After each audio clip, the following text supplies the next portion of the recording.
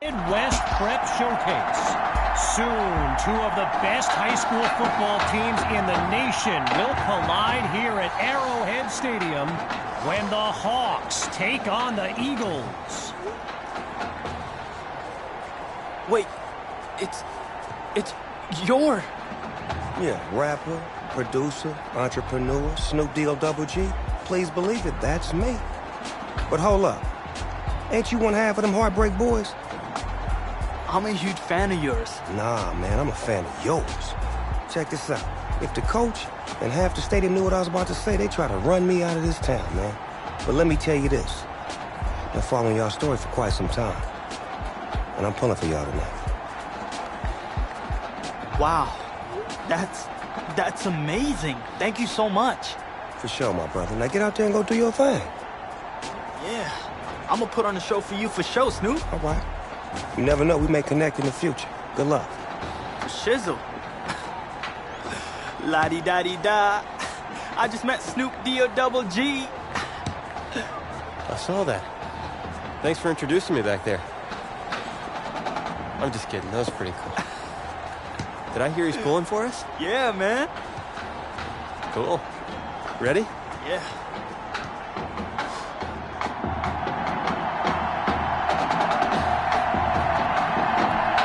Well, the crowd is loud and on its feet as Alan Myers gets things started.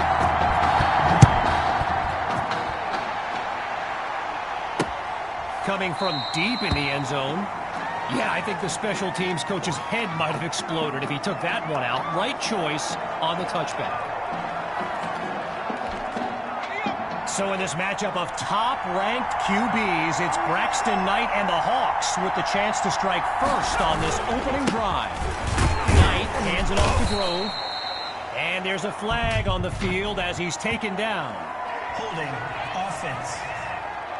No! So there's the verdict.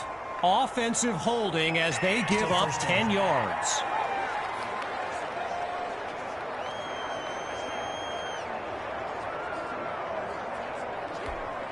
With a long way to go, here's first and long.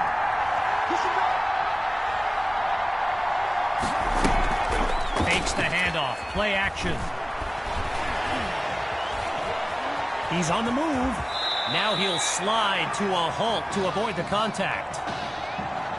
Braxton Knight, easily one of the best quarterbacks in the nation, hasn't faced a double-digit deficit since he became a starter last season. And when he gets this offense clicking, it is a sight to behold. First carry of the day for Grove. And really not very much there as they bring him down at the 26-yard line. A pickup of 3 on the play. And now it's 3rd and 9.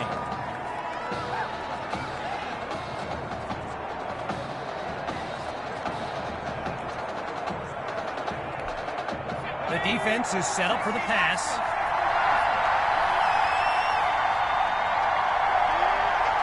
To throw on 3rd down. Here's Knight. Rash brings in his first catch. And he's stopped at the 42. All these kids so thrilled when they found out this year's edition of the showcase would be played at the home of the Kansas City Chiefs, Arrowhead Stadium. This is now a premier event on the high school football calendar. Throws left, it's complete. And he's brought down at the 34-yard line. A 24-yard gain and a first down and much, much more. With the aerial attack looking good on this drive, it's 1st and 10. Here's Knight. And it's picked off. Intercepted by the Eagles.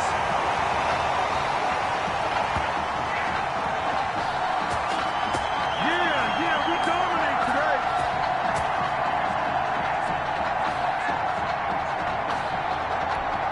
So for the first time in this showcase, we'll get a look at QB2 and his offensive weapons, Tommy Matthews among them.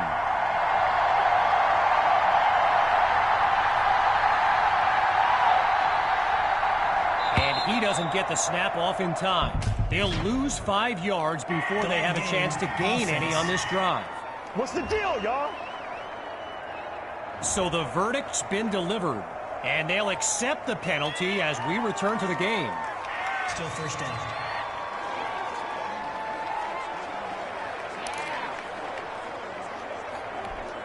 Now with an additional 5 yards to pick up, here's first and long.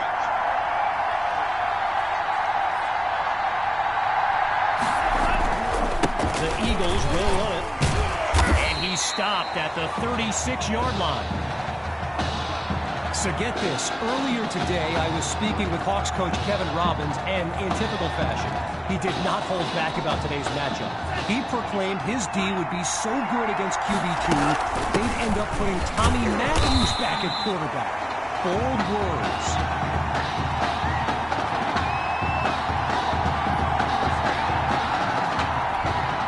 Halfway through the opening quarter, here's 3rd and 5. Looking to pass. Goes underneath to Hawk. And he's down at the 40-yard line.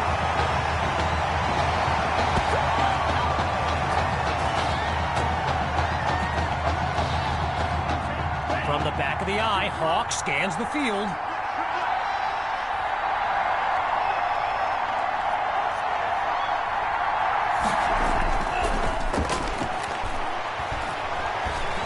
Wait, maybe not. He's on the move. Apparently, the kids on the field weren't the only ones thrilled about this game being at Arrowhead. We've got an incredible turnout for one of the most hyped matchups of this season. Meanwhile, here comes the snap on 2nd down.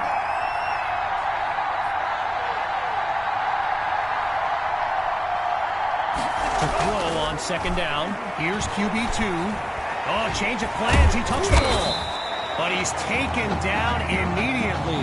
Doesn't get anywhere on the scramble. 3rd and short, but the defense is thinking pass.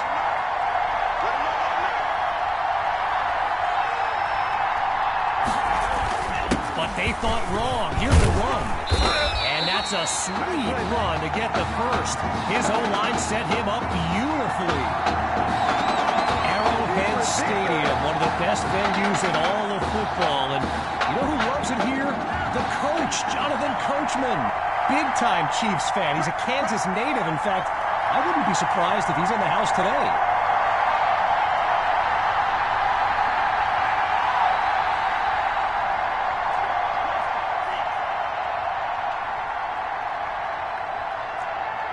The offense gets whistled for a delay of game. And, you know, when coaches talk about preventable penalties, that right there is one of them. So there's the decision, and the penalty accepted as we pick back up with the action. Still first down.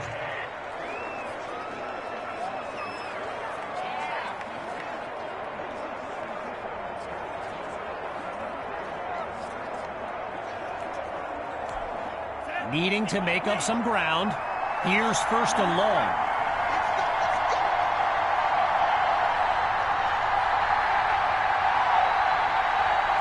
Changing things up, looking to pass now. And they can't make the connection, so it'll be 2nd down. So yes, there's an obvious reason why they call this the Midwest Prep Showcase. Every year, it's quite literally a showcase of the nation's top players. But this year is the first time they've ever had the top 2 quarterbacks in the country face off. I'm speaking, of course, about QB2 and Braxton Knight. And he's down at the 20-yard line.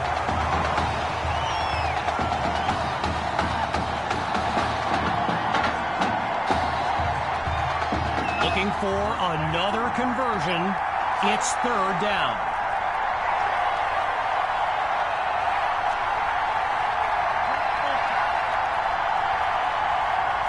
From the gun, it's QB2.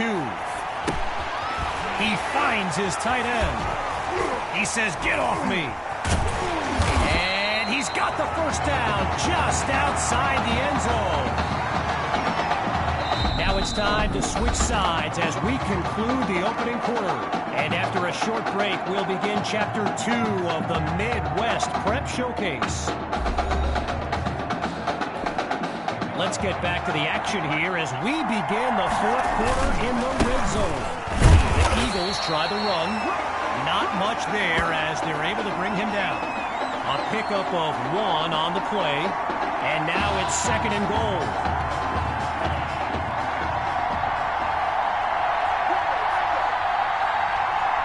Out of the gun, they'll throw. Hauls it in the end zone. Touchdown, Eagles.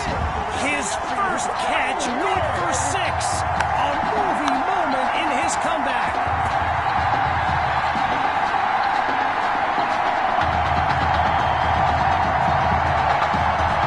Here's Myers now for the extra point.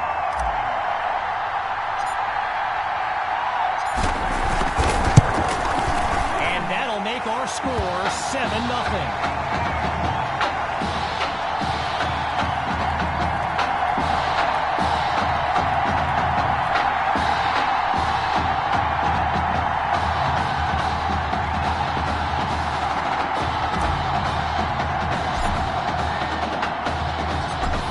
Touchdown, the Eagles are ready to kick it away.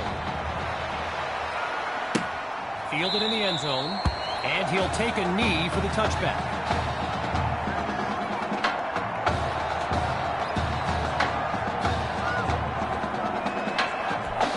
So the Hawks are lined up now.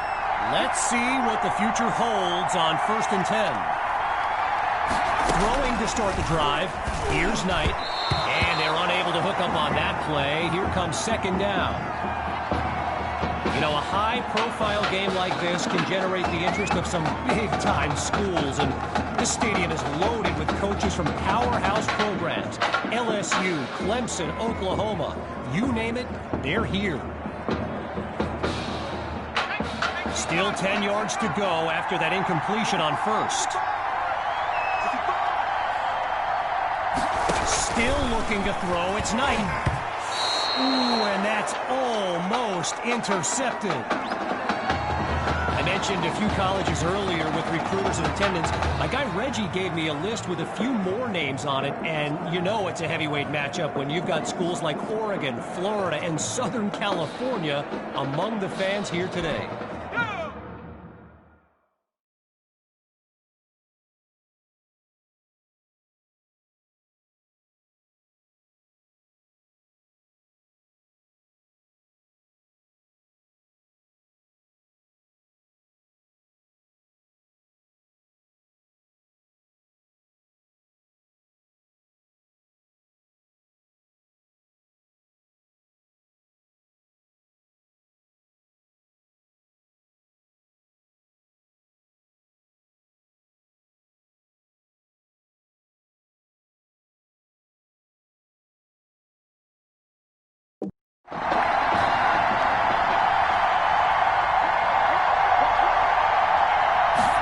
Down from the gun. He's got his man in stride. It's complete. And he's tackled at the 38-yard line. Gotta share a quick story. All right, so I'm making my way to the press box before...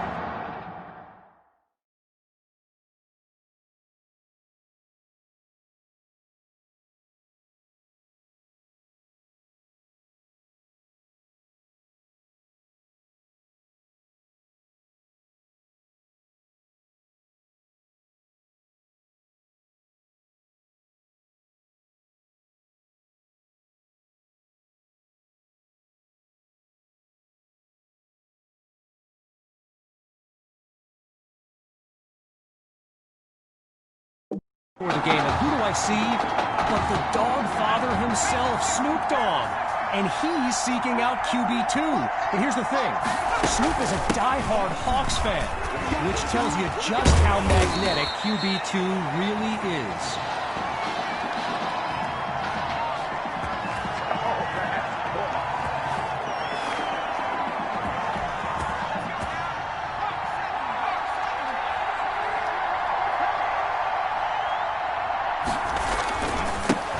Go with the run. And a weight room play there before the defense can stop him. One last thought on Snoop, you know, he's a Southern California guy, Long Beach, if I'm not mistaken. And I wonder if he wasn't whispering in QB2's ear about the Trojans, right? I mean, who knows, but I wouldn't be surprised. Now he's brought down. No gain there on the completion, so it'll be 3rd down. Getting ready for the shotgun snap. Here's Knight. To pass on 3rd down. A quick hitter for the completion. And that won't be enough to move the sticks. 4th down coming up. So let me just take a moment to say here, when you stand next to some of these young men as I have, they look ready. Oh, they fake it. He's looking downfield.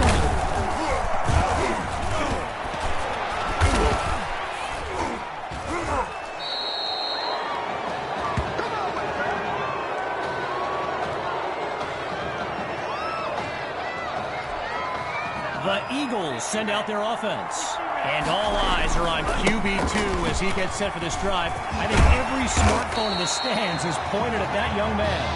And he's taken down inside the 44-yard line. Sammy Hawk, a standout player born in Clemson's backyard, but the rumor is the Tigers are not his top choice, and it's no secret he's made a few unofficial visits to Gainesville, Florida, Gator country.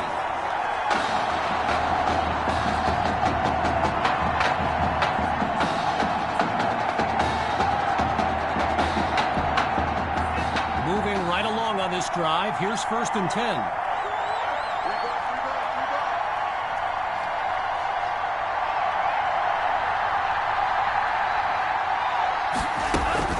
From the shotgun now, inside handoff. Brushes him off. And all it takes is one play to move the sticks. A great run there. It's a 15-yard gain. Good for a new set of downs.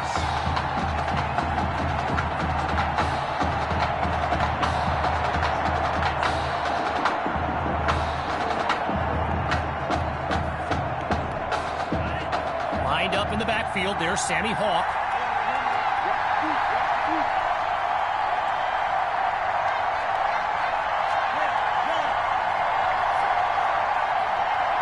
Now from the red zone, it's QB2. It's caught at the 10. So with a couple of catches under his belt, Tommy's looking confident in his first game back.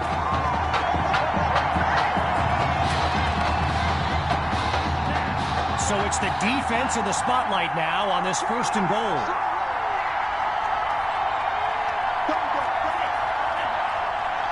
Out of the gun, looking to fire. He's got it! Touchdown, Eagles! And they stretch their lead.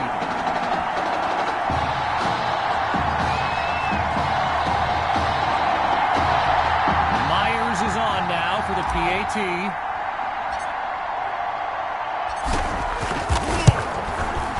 They stretch the lead 14-0.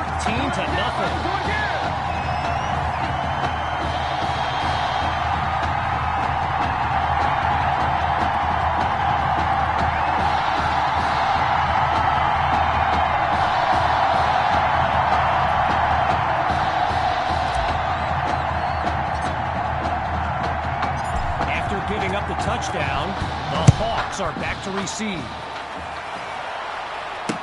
Caught in the end zone, and this will be a touchback as he drops to one knee.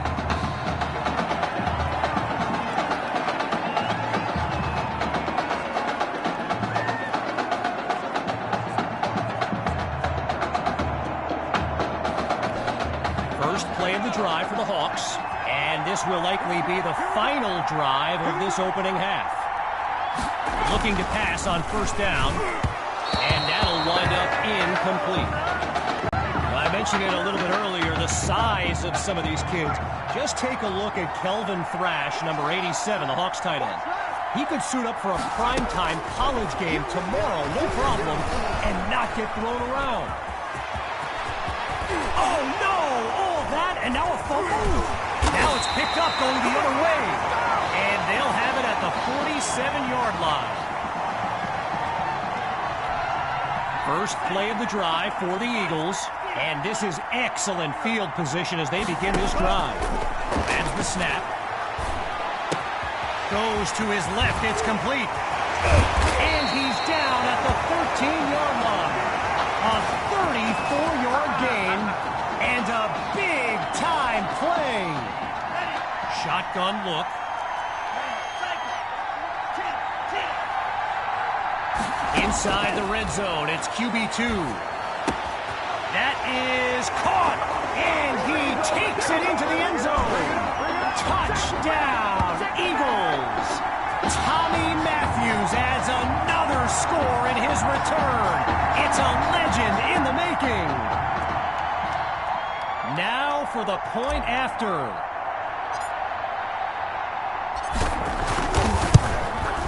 And they add yet another point, one of many in this matchup. They're on big right now.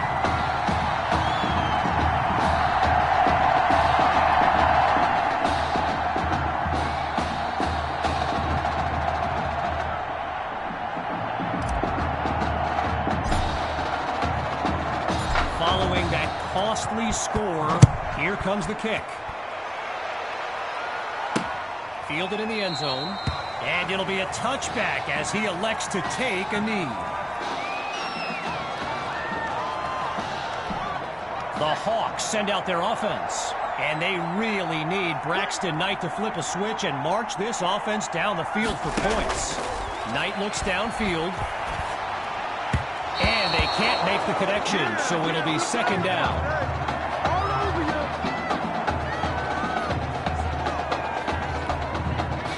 Still 10 yards to go after that incompletion on first. Again on second down, it's Knight. And that'll drop incomplete. He took the hit as he threw it.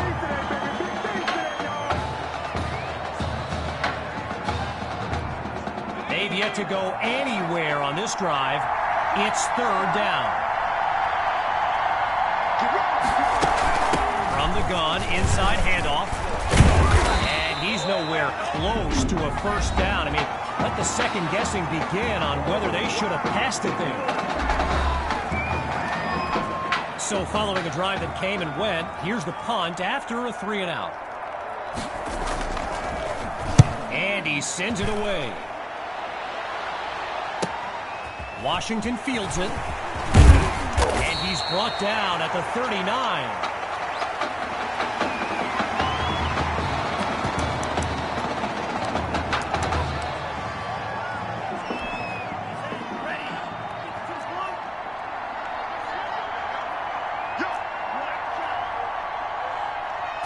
One last try before the break.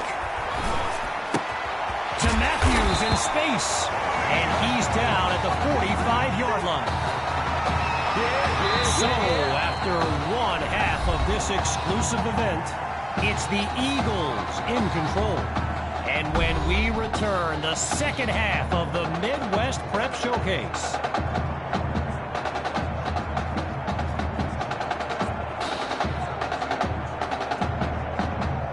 We get set for the kick. The second half is about to get started. Taken at the 1. And he'll be brought down after finding a bit of room up the field.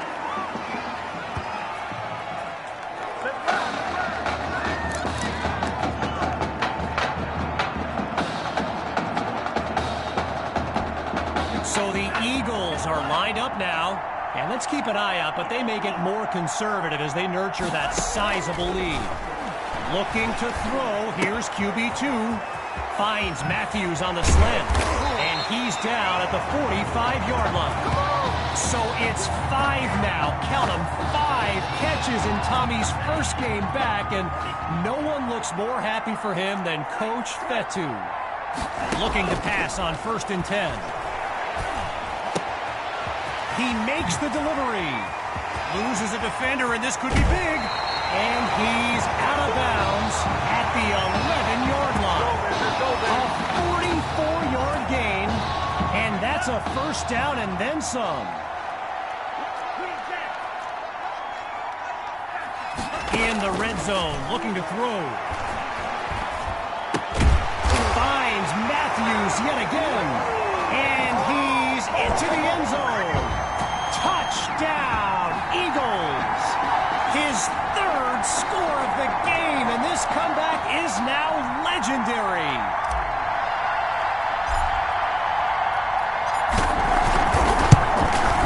And the point after attempt is good. The score now 28-0.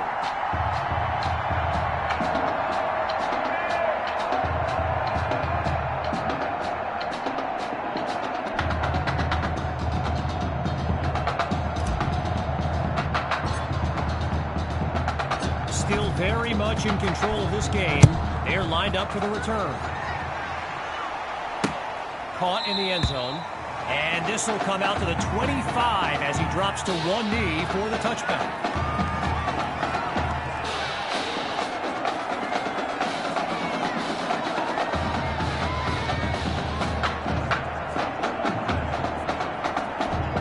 So the Hawks are lined up now. And at this stage of the game, every minute counts for them to have any shot of making a comeback. Trying to get something going on the ground. And they'll stop him after a minimal pickup.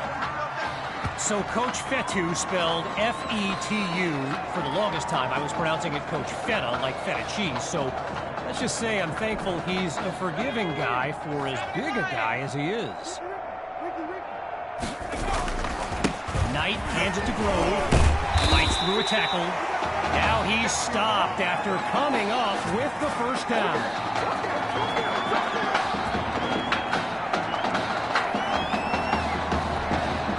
After coming up with a strong run, it's first down. Now they'll throw from the gun. The ball comes out. The D's got it. They're on the move. And they'll have it at the 39-yard line.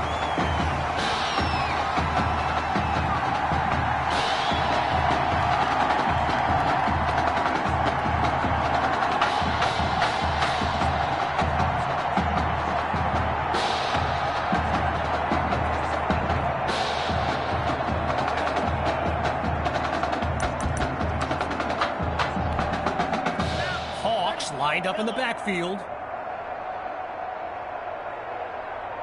And this drive starts off on the wrong foot. A delay of game sends them backwards. Delay of game, offense. So the verdict's been delivered. And they'll accept the penalty as these teams get ready for the upcoming play. Back to pass on first down. Matthews is wide open. And he's tackled at the 21. Come on, boy!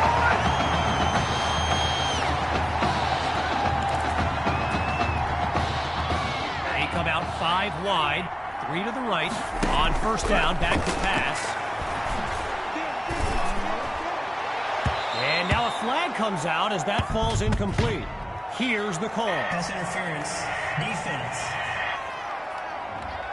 So there's the decision, and the penalty, of course, will be accepted. Now the linemen on both sides dig in for this first and goal. QB2 takes the snap, and he takes it into the end zone. Touchdown, Eagles! Tommy Matthews! And his mom, she's going crazy right now. Her son's having an incredible game. Gets it to go. So the scoreboard reads 35-0.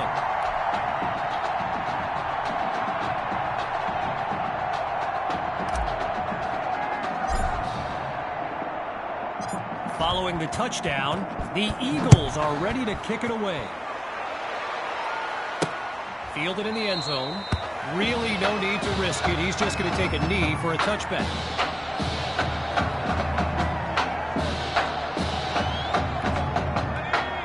Up in the shotgun.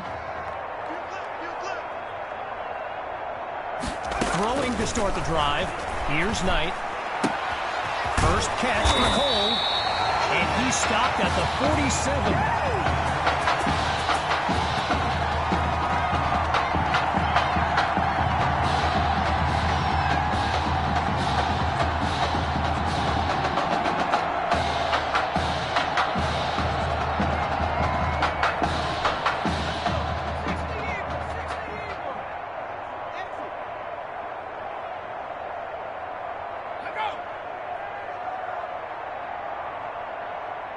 from the gun. It's Knight. God, he barely gets that off before the pressure forces that incompletion. Now going back to Coach Fetu, someone who is universally beloved by players old and new, but he's certainly got his quirks. If I gave you a dime for every time he said Samoan warrior style in a film study, I think you'd be a very rich person. And he's finally tackled after a solid run. A 10-yard gain, and they move the chains.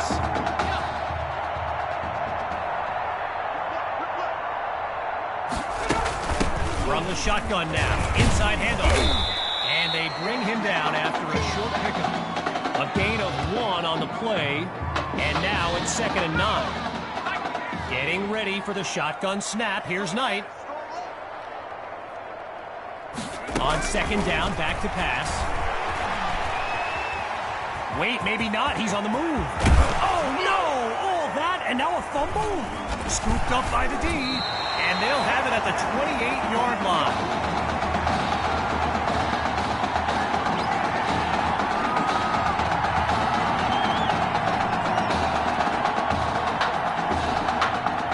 From the back of the eye, Hawk scans the field.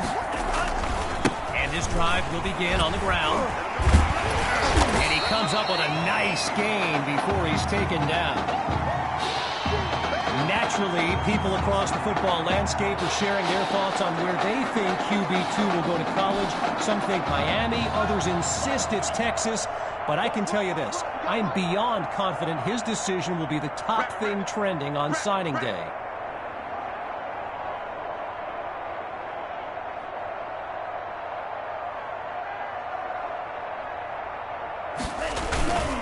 Another give to Hawk, and he puts together a great run to get across the line, picking up the first. You know, going back to signing day, I gotta say, despite the crazy number of people who came out to see QB2 in person here today, there are so many more following him on social media, waiting on any kind of announcement. Truly, the level of interest is like nothing I've ever seen. That's what the fans came to see. And he doesn't waste any time picking up the first. He opens that series with an excellent run.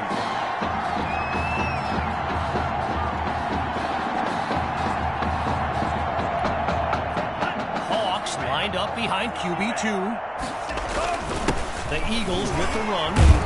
And he shows off some strength before he's wrangled to the ground. A gain of 3 on the play, so it'll be 2nd and 7.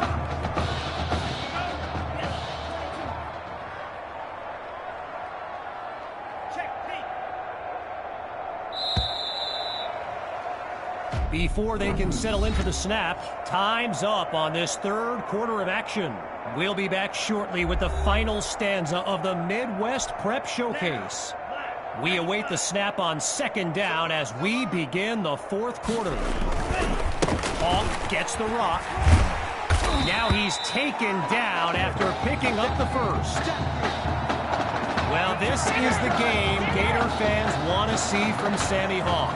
Like I mentioned earlier, he's made some visits to UF's campus, and I know plenty of people who wouldn't be surprised to see him wearing orange and blue next season.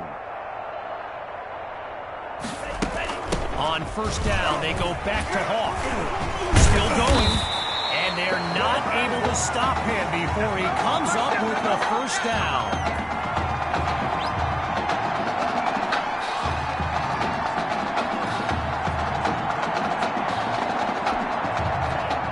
Seeing this offense come up with a variety of ways to move the ball on this drive, picking up 1st downs along the way.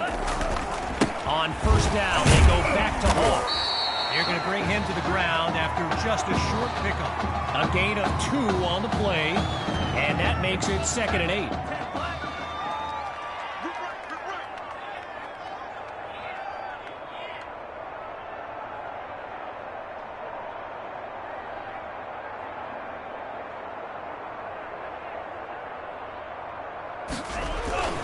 QB2 gives it to Hawk, and he'll push his way to the 12. Needing just a couple yards, It's 3rd and 2. QB2 looks downfield. And that's nearly picked off. But the drive will continue.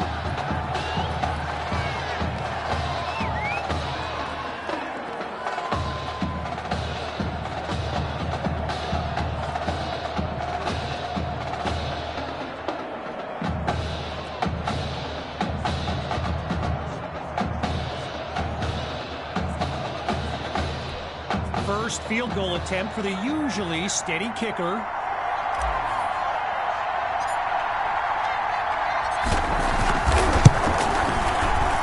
Myers' kick is good. And they continue to pile on the points. Our score now, 38-0.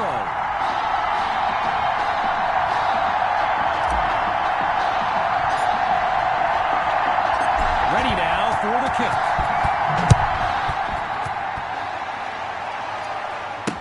And this will be caught deep in the end zone.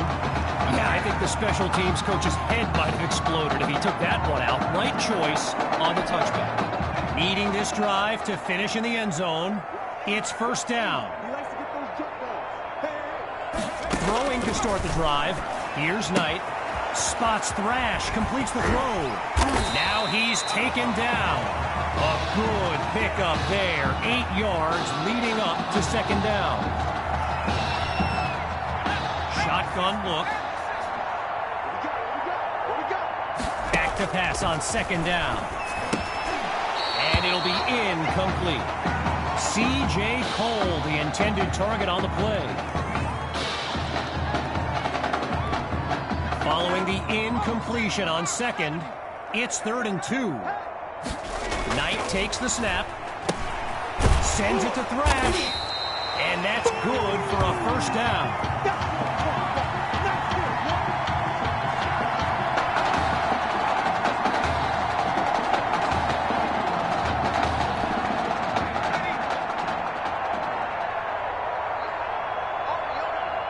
Shotgun snap. Here's Knight.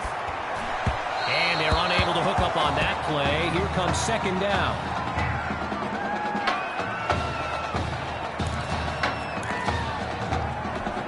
Playing for nothing but pride at this point. Here's 2nd and 10. Again, they'll pass it. And it's incomplete, so we're looking at 3rd down.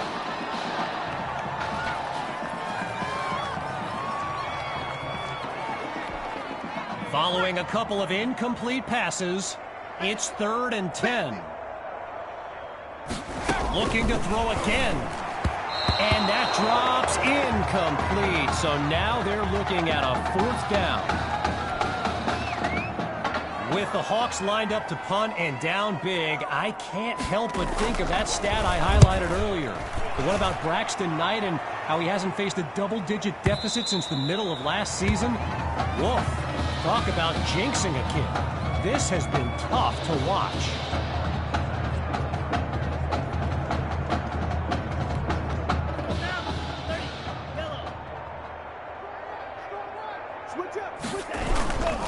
Trying to chew up some clock. They give it to Hawks. Really not able to get much before he's tackled. A pickup of 1 on the play. And now it's 2nd and 9. Lined up in the backfield, there's Sammy Hawk. 2nd down, running it. And they'll stop him after a minimal pickup.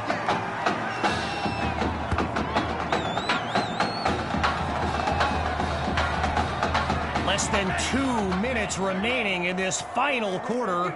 Here's 3rd and 7.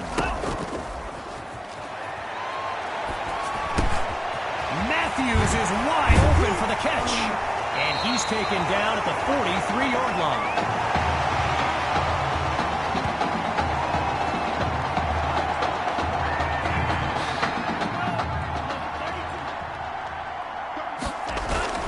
QB2 hands it off to Hawk. Not much there as they're able to bring him down. A pickup of 3 on the play, so it'll be 2nd and 7.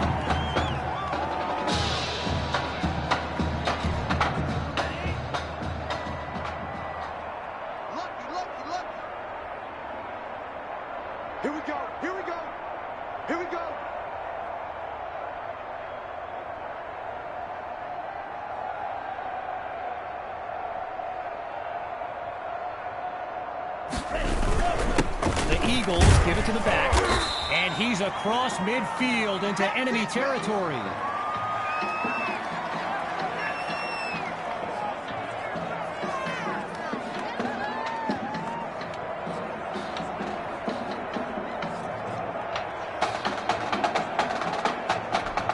After a solid pickup on that previous play, it's 3rd and 2.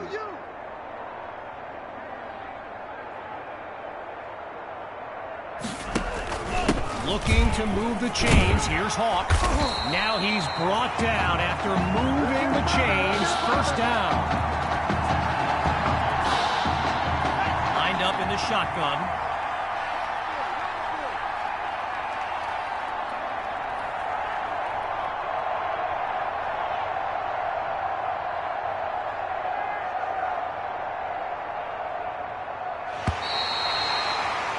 And that will do it.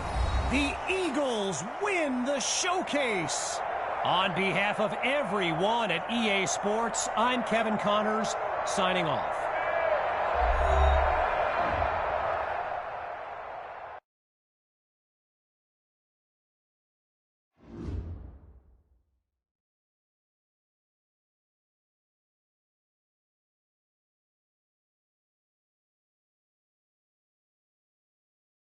This question is for both of you. What trait do you think will give you the edge at the next level?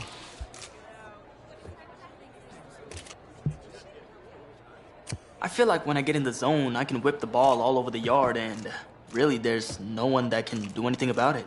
Yeah. I'm sure I deserve a little credit, though, there. I mean, I am the one going up and hauling in those ducks. True. But seriously, though, the past 2 years have really put things into perspective for me, and thanks to this guy, I'm just fortunate enough to have the opportunity to go to college and further my football career. Well, okay, gang. I think that puts us in a great place to go ahead and find out where these two are going. All right, gents, who wants to go first? I want you to have the honors. It's the least I could do for all you've done for me. All right.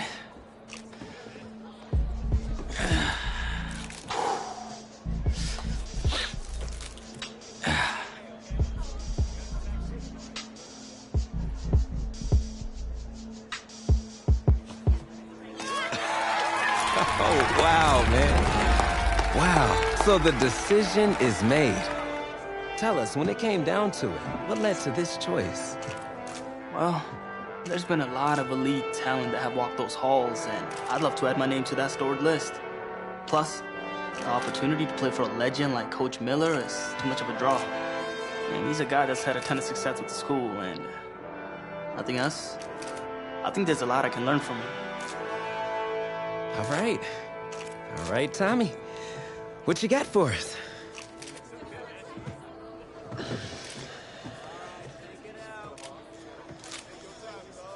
Let's see. Who's he gonna be?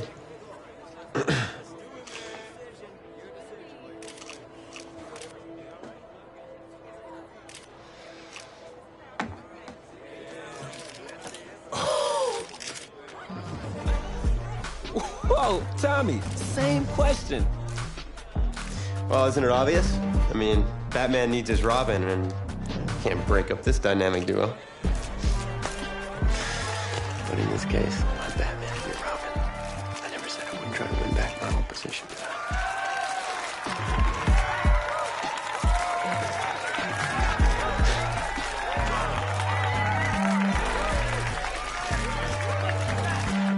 More details rolling in, everybody. On today's crazy news, Coach Miller is stepping down from his illustrious college coaching career, and in his place, the school is promoting hotshot defensive coordinator Red O'Brien. Now, Coach O'Brien has been all the rage for quite some time, sitting at the top of a ton of schools' shortlists for head coaching gigs, but it sure looks like he's just going to stay put and take over the entire program. But what I really want to know is what it's going to mean for everyone's favorite dynamic duo, the Heartbreak Kids.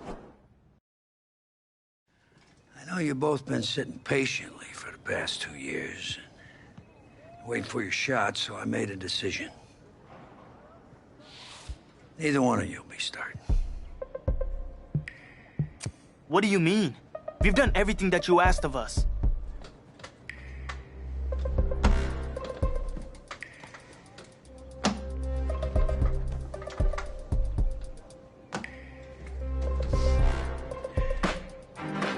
How many of those do you guys have?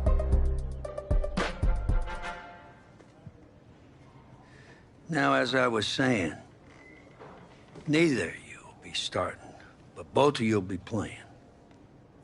Coach, I'm sorry, but I'm not switching positions. I'm not asking you to switch positions. You both get reps at QB. It's a defense-first team now. So I don't need your heartbreak kids nonsense.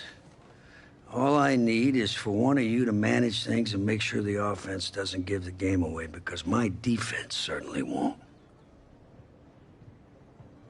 Understand? But you've seen what we did in high school. I don't care what the heartbreak kids did 2 years ago, son. I'm more concerned what you can do now in college and winning a lot more at ease. So I'm gonna rotate you guys. I'm gonna stick with the hot hand until I see what I can get out of one of you. And you'll start the first half. If you do well enough, you'll stay in. If not, we'll see what Tommy's got. Coach, you can't be serious. You two are competitors, right? Well, that's how you're gonna have to approach this, as a competition. Now go on, get out of here.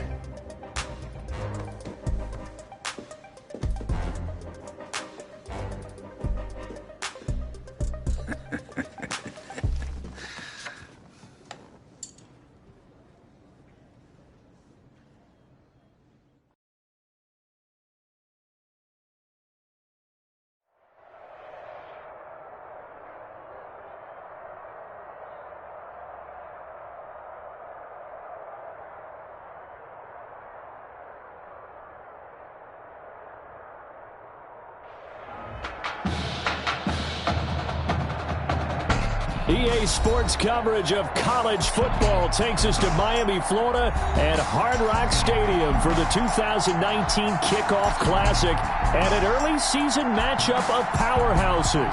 It's the home state Florida Gators taking on a team that's made the long trek cross country, the Oregon Ducks.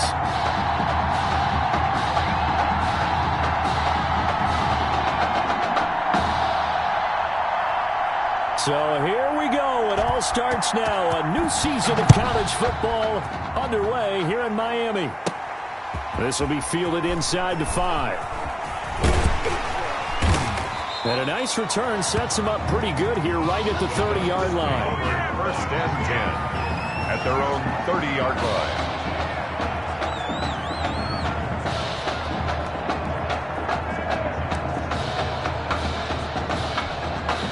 A big test ahead. His first collegiate snap coming right now as the Ducks have it 1st and 10. They start out with a run by Ferguson. And he's taken down right at the 45-yard line. 25 yards the pickup there, and also a first down. I tell you, you look around the college football landscape, and there's some really good running backs this year. The draft projections really littered with that crop of players, and we've got a couple of them in our game here this afternoon. And I'm glad that you pointed that out, partner, because we always talk about the guys who throw the football and the guys who catch the ball, but the runners are still vital. And that was a pretty good run right there, a good illustration of what he can do. And they're counting on those kind of runs to help them win their This is caught inside the 15. And he will score. Touchdown, Ducks. A big play there. 45 yards. And the Ducks have taken the early lead. Well, Coach O'Brien, he could not have asked for a better start for this offense, getting a score on their opening possession. I guess maybe that justifies the call he made with which quarterback to start. I'm just wondering, from everything we heard this offseason, what do you think, partner? Did he flip a coin about who would start at quarterback, or did he really evaluate them in the preseason? But look, that first drive, first clear start against a big-time opponent, packed stadium, noise coming from everywhere. How about how he handled this? Took the team right downfield, put 6 on the board, and how about the statement of Tommy Matthews on the sideline? He's telling him, this is my job to lose. Now after the touchdown, here's Oregon set to kick it off. Fields it in the middle of the end zone. And this will not be returned. It'll come out to the 25. At their own 25-yard line. 1st and 10, Florida.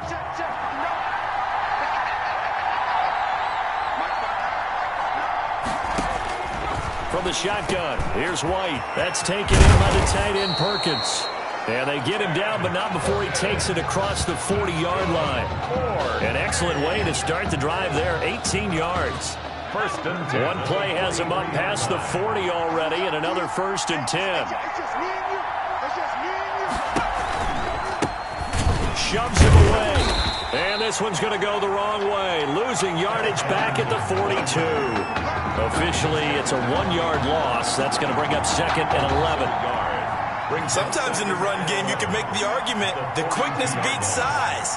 And how about the example right here? Now Ellington. And he'll take this one up close to about the 45. After getting stuffed on 1st down, not much better there. 2-yard gain. A gain of 2. And on 3rd down, a nickel formation here defensively.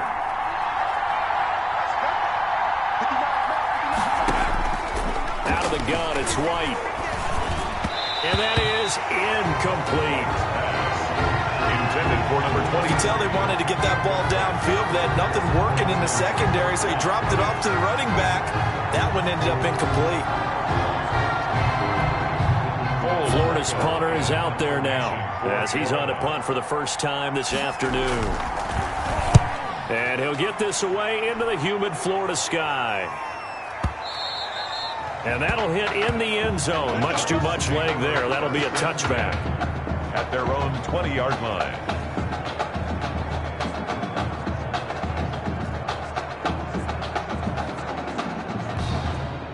The Oregon offense on the field, ready for their next possession. They'll be looking to duplicate the efforts of drive number 1 that resulted in 7 points in the 7-zip lead. Well, you know how much I enjoy horse racing, right? Looks like they caught a flyer out of the gate, as they would say, when you're running the big-time races. Means they got out to a fast start. They're setting the pace, making the other team chase now. So from the 36 now, 1st and 10. Here's Ferguson. And he'll work free from 1 tackle, but that's about all as he's taken down. 3 yards on the pickup there, and it'll be 2nd down. You know, Charles, you and I get to call a lot of games at the next level, but walking into the stadium, there's just something about the college atmosphere, the bands, the pageantry. So nice for us to be able to get the assignment to call a few games on Saturdays this fall, because, let's be honest, there's nothing like college football. I would agree with that. Look, there's a... And he's going to be brought down here in the backfield. Can't give him points for the attempt, but there's just a wave of pressure there. A host of people in the area. Evades a few, but couldn't evade all of them. Throwing on 3rd and long. Barnett. And the throw there going to be incomplete. Now that's a good bounce back after giving up a touchdown on the opening drive. Just 1 first down permitted and then out. Obviously no loss of confidence with that defense, and now they get to turn it back to their offense. And the punt team on now as this one's sent away. 51 yards on the punt there. And that will come the offense as they take over. Their own 20-yard line.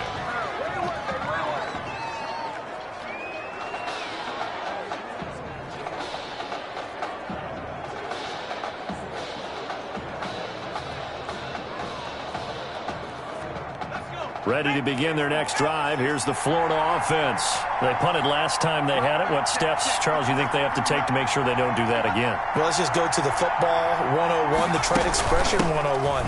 Win first down. Make 5, 6, 7 yards on first down and make it a 2nd and 3, 2nd and manageable. Keep accumulating first downs that way. Keep moving the football. You don't want to get behind the sticks because then the defense has the advantage. The last run got 3. Now here's 2nd and 7.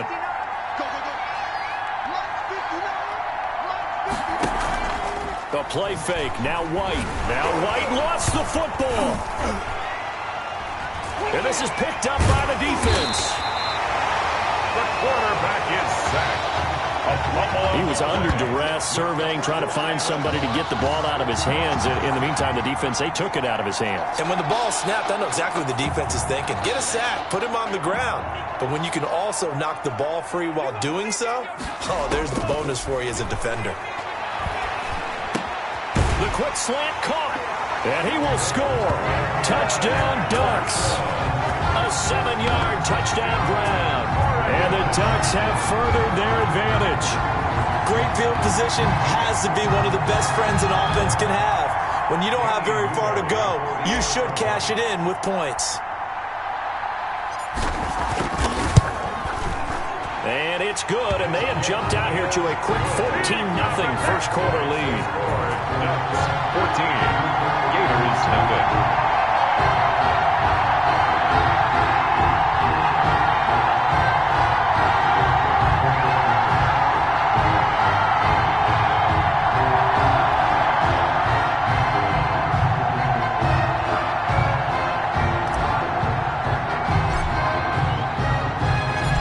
After the touchdown, here's Oregon set to kick it off.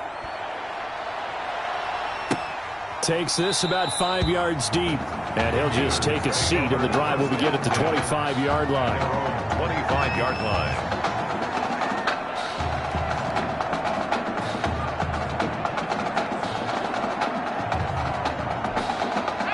The Gator offense about ready to get this next drive started. And last time, not only the turnover, but that turned into 6 points. They got to make up for that here. We always hear about empty possessions, but some are worse than others. You can have an empty possession, punt the ball away, get yourself set to play defense, but when you turn it over, it changes momentum, and when they take it downfield and punch it in on you, that's a bad possession all the way around. Yeah, but you're hungry to get back out there, aren't you? You better be, because otherwise, it's going to be a long day for you. He's going to find his running back. It's complete. 9 yards to pick up there, and it's a first down. We always talk about having to read defenses and how complicated that is. Well, this was an excellent read. Read the pressure and got rid of the football before it even got to him for a nice game. And when they're blitzing like that, running back usually a good spot to go with a football? Without a doubt, because he's right in your sight line or he's near you. So you're able to just get it to him easily. And once he gets in space, that's usually a good matchup for him. A lot of times it's that first read that you had. Maybe you get it in pre-snap and he locked in on his target, but he was covered quite well, and that one's incomplete. They'll try again from the 36 on 2nd and 10. Throwing again. White. And his throw is incomplete. Incomplete. Intended for his wideout. Brings up 3rd down and 10.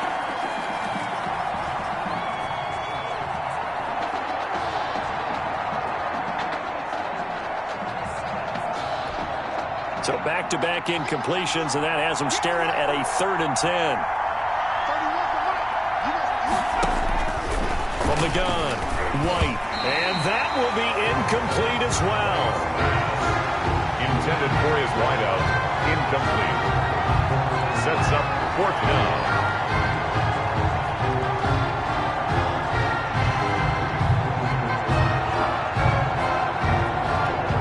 Florida's punter is out there now as he'll kick it away for the 2nd time.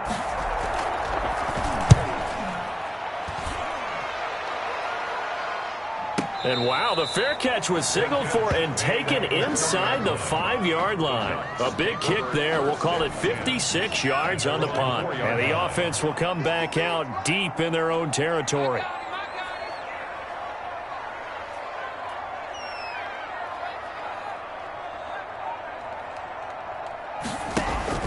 On 1st down, Ferguson.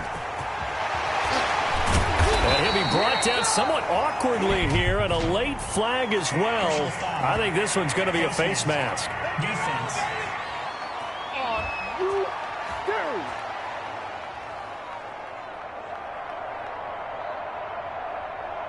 Officials so cognizant of that call nowadays, but that one looked pretty easy. Yeah, you're right. They took out of their hands having to wonder whether it's a 5-yard or a 15-yard inadvertent or not. Now, it's a lot easier. You see it, you call it.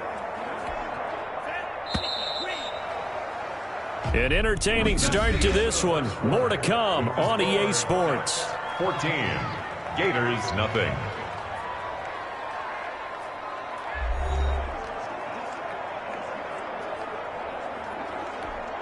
The Ducks come up now, 1st and 10.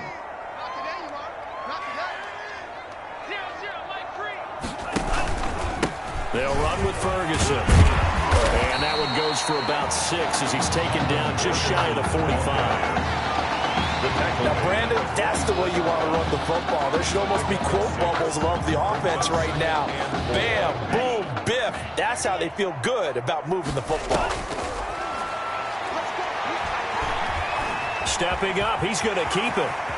And he'll work it across midfield inside the 45. Good coverage downfield led to him taking off, picking up the first down on a 13-yard run. That play right there, Charles, that is a prime example of why Coach O'Brien likes this young quarterback on the field, his ability to scramble. And you talk about the ability to scramble, move his feet, quarterback run plays, you name it. Everything is in the playbook now when he comes on the field. And that's what you like because you know Coach O'Brien's background is defense. And as a defensive coordinator, what drove him crazy? Quarterbacks that can move. But the coaches even said to us, Charles, that at times he reminds them of a running back. Yeah, and they don't want to say it very loudly and take all the motivation away from this young man. But if they had to move him to running back full time, they'd be very confident that he'd be a good one. That is caught right at the 10-yard line. And out of bounds all the way down at the 3. He got 29 yards that time. 3-yard line. The Ducks will come up now on a 1st and goal situation. Now here's a pass on 1st down that's knocked away and incomplete.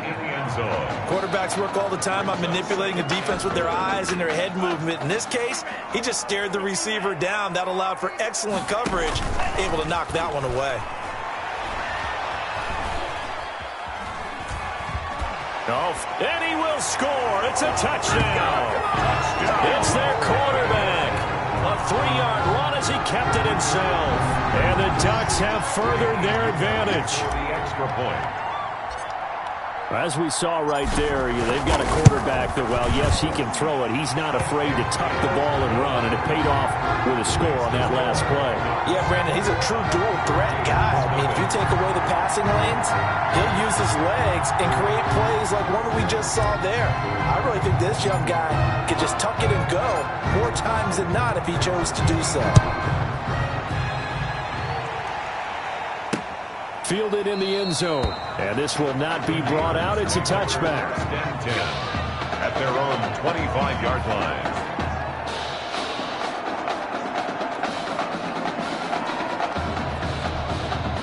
Ready to begin their next drive. Here's the Florida offense. And some dangerous territory. You're already down 3 scores. A 3-and-out here or an inability to put any points up. This one might be over by half. Yeah, and what you also have to guard against is calling every play for a big shot downfield. You know, thinking you're going to get all these points back on one drive. You're not. And last time I looked, it's still the first half. I'm not saying you have ultimate patience here, but you also don't have to go ahead and force everything either. One play has him up past the 40 already, and another 1st and 10. Jennings. Credit him with a 1-yard gain there to make it 2nd and 9. Well, sometimes you just have to give credit to the defense. Great job there at the point of attack, holding up. They won their battles at the line of scrimmage, left him no space to try and run. A really nice job swarming to the ball carrier.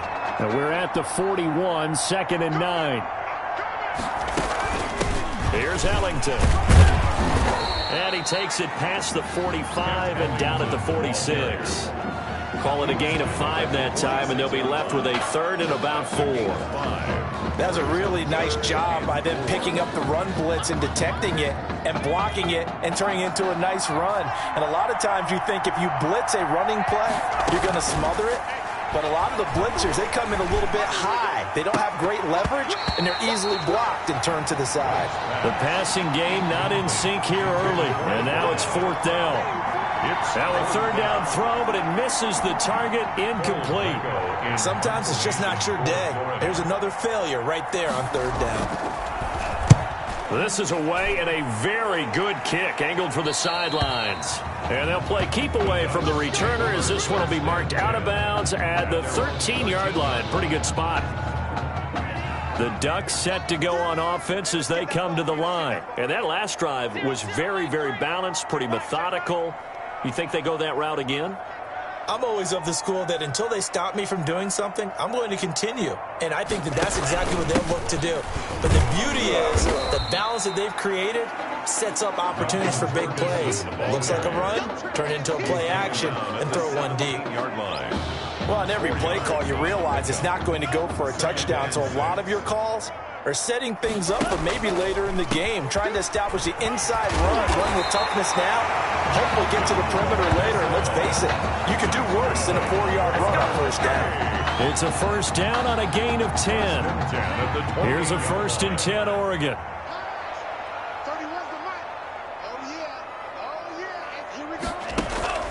Operating from the gun, Barnett. Oh, he's got a man wide open, complete. And he's brought down after a very nice gain. Good work after the catch, going to net him 23 and a first. That's good for another Oregon first down. From the midfield stripe, they'll look to throw. Now they set up the screen. That's complete. 20. And he gets this one inside the 15, just a yard or two shy of the 10. A big pickup of 38. Well, you don't have to be a genius to watch this game and figure out they've had plenty of success moving the football here in the first half. We've seen Exhibits A. And he will score. Touchdown, Ducks. A 12-yard touchdown grab. And the Ducks have furthered their advantage. I'll tell you what, a pretty special performance for his first ever start. That with 3 touchdown passes. Well, that's not a bad number to get things going, is it? Because, let's face it, we had our attention on him coming into this game. He's fully captivated us now. With every score, I think he's making his case to stay as the starting quarterback and not get involved in a rotation system. An extra point splits the uprights, and a rout is on here in this first half.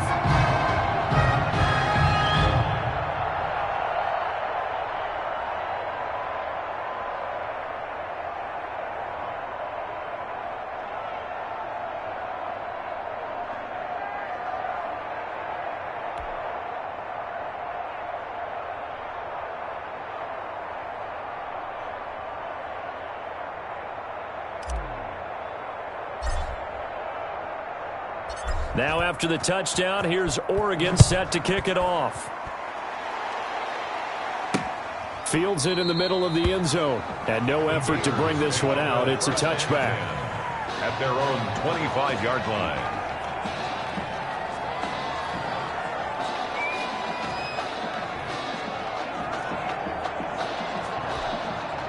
The Gator offense about ready to get this next drive started. And you're under a minute to go in the half, a first half that hasn't been particularly kind to you. How do you think they'll play this? Well, I think the smart approach is to run out the clock, lick your wounds at the half, and see if you can come up with a strategy to play better in the second. But there's also something to challenging your offense right here. You know, hey, guys, you help dig this hole.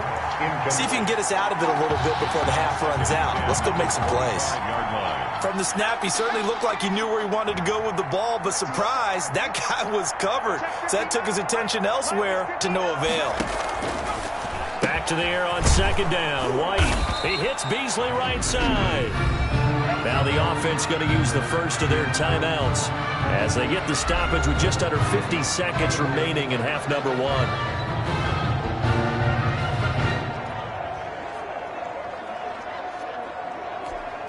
So from the 39 now, they'll come up on a 1st and 10. From the gun, White. Looking for his running back, and he's got him. And they'll get him down after a pickup of 8, 2nd and 2. Now another timeout called for by the offense as they'll stop it with just over 40 seconds to go in the first half.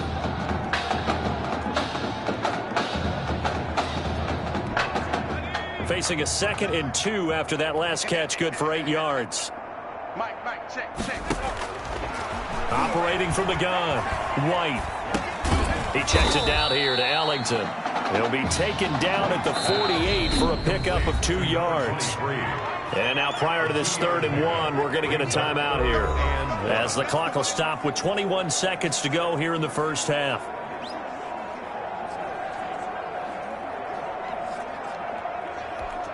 They had the catch on 2nd down, but it didn't help at all, and now they're looking at 3rd down here. 59 mark, 59 mark, check, 59.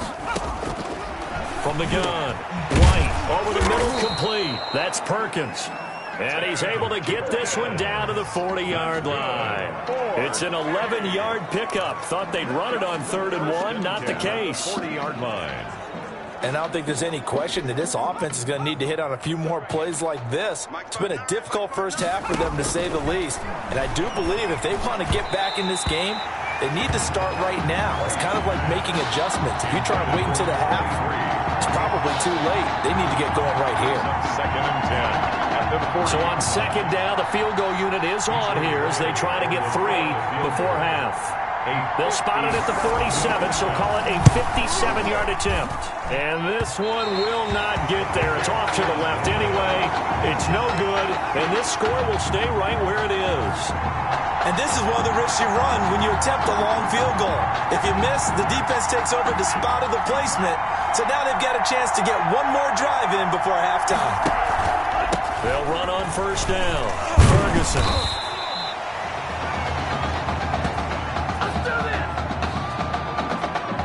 And with that, we reach halftime in Miami in the opener to this college football season. Gators, nothing.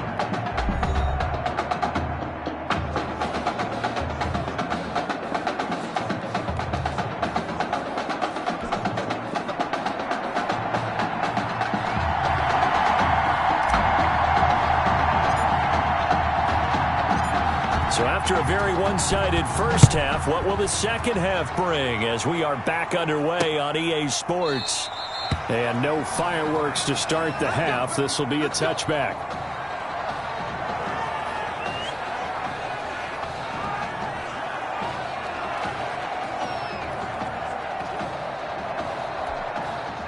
Ready to begin their next drive. Here's the Florida offense. And that first half, one to forget really on both sides of the ball. They got to find some way to string something together here, don't they? Yeah, they're down big right now. So as you mentioned, trying to find something to string together, get some consistency, something sustained, maybe calm their whole team down and find a way to get back in this one. Yeah, because right now you're down big, you're being shut out. Let's see if this is the drive that kind of kickstarts them. The last play got just a yard. Here's 2nd and 9 from the... Oh, it's out. Smith lost it. It's going the other way.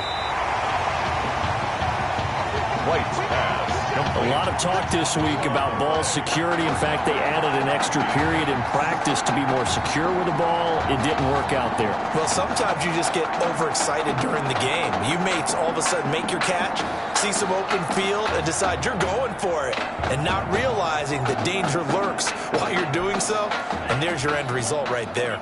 So 1st and 10, and if they score on this drive, might have to start digging in our second half blowout material. Give him a couple on the carry there. 2nd and 8. Certainly a nice job there by the defense rallying to the football and getting him on the ground, but I think the play gets made by the defensive front, because if they can't get upfield, their job is to go ahead and get low, almost get into a ball sometimes, stack things up, and make it difficult for the runner to find a hole.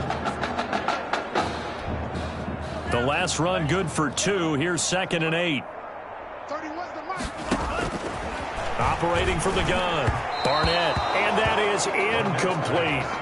Intended for number 16. The incomplete pass there, and you think about the quarterback position in college football.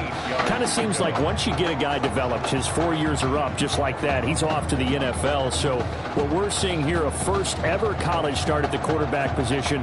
How hard is it to win with someone who...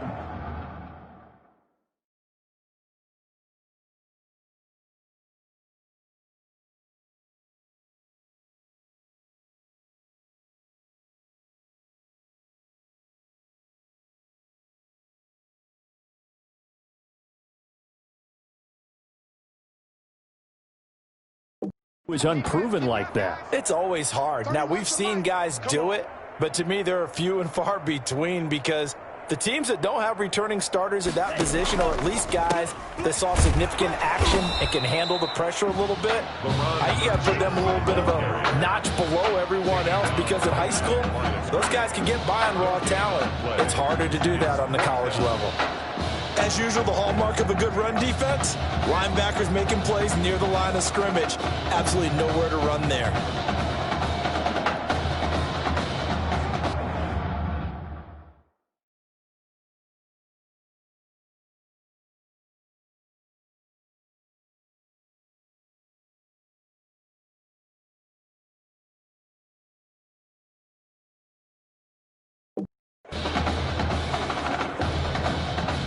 The Ducks now going to send out their field goal unit.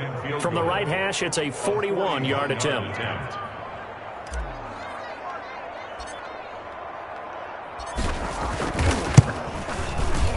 And his kick is indeed good. And they're well on their way now as the lead grows even larger. So they recovered the fumble, but ultimately could not take advantage of the short field. Definitely a lost opportunity right there. I mean, they were in prime position to put 6 on the board. Ended up settling for 3.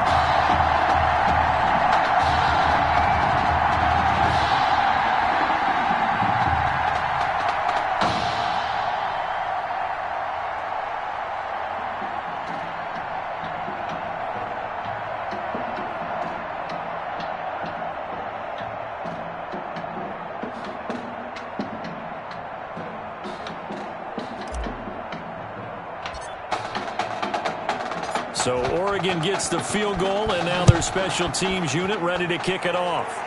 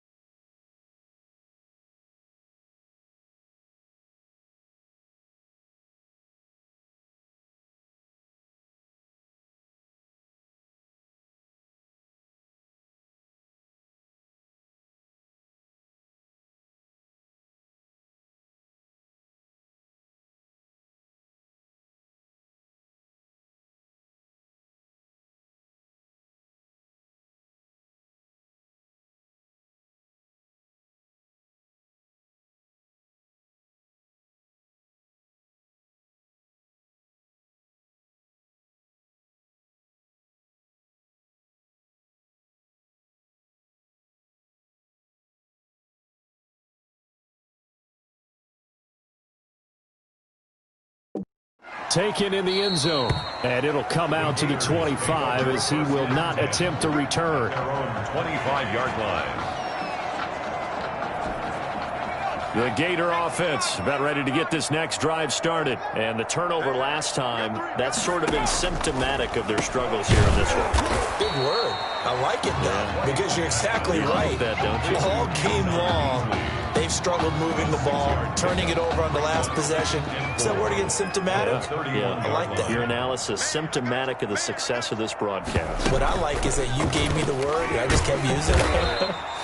Trying to bounce it outside, but he's only able to get it back to the line of scrimmage. Call it no gain on the keeper, and it's going to bring up a third down. And 4. 59 Mike, 59 Mike. Here's White from the gun on third down. And that is incomplete. And this is too far behind his man. He missed him. It's incomplete. Florida's punter is out there now. He's been one of their few bright spots so far. Averaging over 50 yards a punt so far as this one's away. This is fielded at the 7. We'll call that a punt of 54 yards. Well struck. And possession will switch hands, 1st and 10. So well done there. And these punters, they get more specialized and better each and every year, don't they? They sure do. And now, it's really not the American punters. It's the Australian punters with their kicking academies and that flat drop and just kind of kicking the nose of the football. They're able to almost stop it where they want to, like a good golfer can check one up. On 1st down, it's Ferguson. And he's taken down, but able to get this up to the 20-yard line. The drive starting with a 1st down, 11 yards on that pickup. The Ducks come up now, 1st and 10. On the carry, it's Ferguson. This will be a gain of about 8 to the 27-yard line. Well, you certainly have to give a little credit here because they're playing this game now at their pace. This is ball control football, sustained runs, taking their time, and making it work.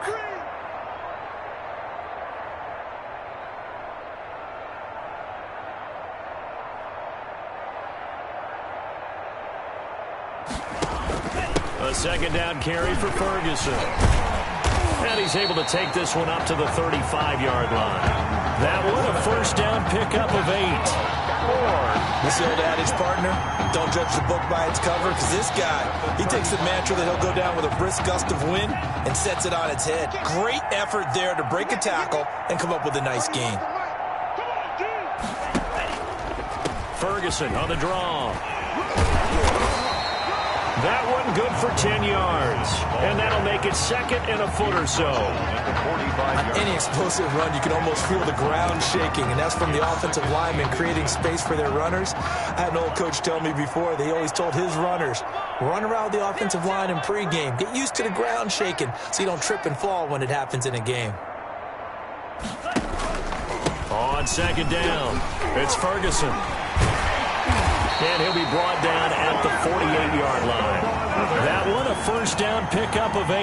1st and 10. For a lot of guys playing this game, there's no better feeling than running right through a tackle. He's able to lower his center of gravity and churn his legs for a really nice pickup. They'll run on 1st down. Ferguson. That'll result here a pickup of 8. Leaves him with 2 to go on 2nd down. He's tackled and he continues to pile up the yardage. That puts him over $150 now. And this defense has really had its problems trying to keep him contained.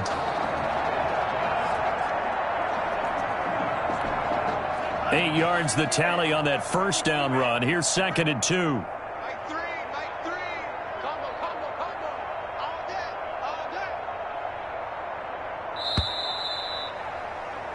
And as they come to the line, they will not be able to get off another play as time has run out on this 3rd quarter.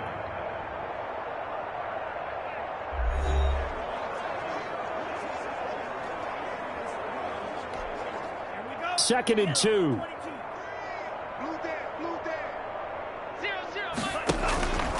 They'll hand it off to Ferguson. And he'll go down here at the 35-yard line. 4 yards the pickup, 1st down. 2nd and 2 is prime time for a little bit of a the gamble, isn't it? Open up the playbook, go play action, toss that bad boy deep. But in this situation, go ahead and give it to your back. Let him pick up a first down. Keep the sticks moving. All runs on this drive so far. It's 1st and 10. Here we go. Watch the pass. Watch the pass.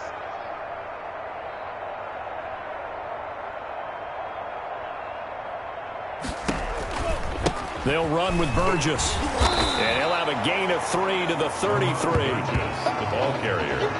Brandon, I've got to think this offensive line has got some smiles on its faces. And I know it sounds crazy, but they practiced for this back in training camp. They knew they'd be in situations where there'd be extra defenders in the box coming after them, trying to keep them from locking down a game. Right now, they want to show the world they're up to the challenge.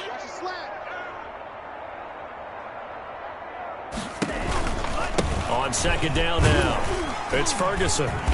And he will cross the 30 down to the 29-yard line. 3 yards on the pickup. That's going to set up an interesting 3rd and about 4 to go.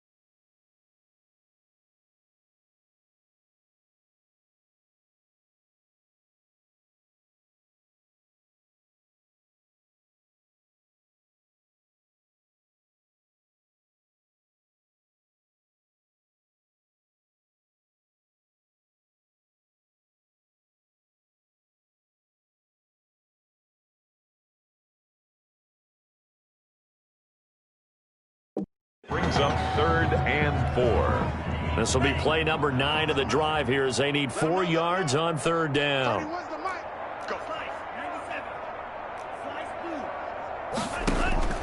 From the gun, Barnett.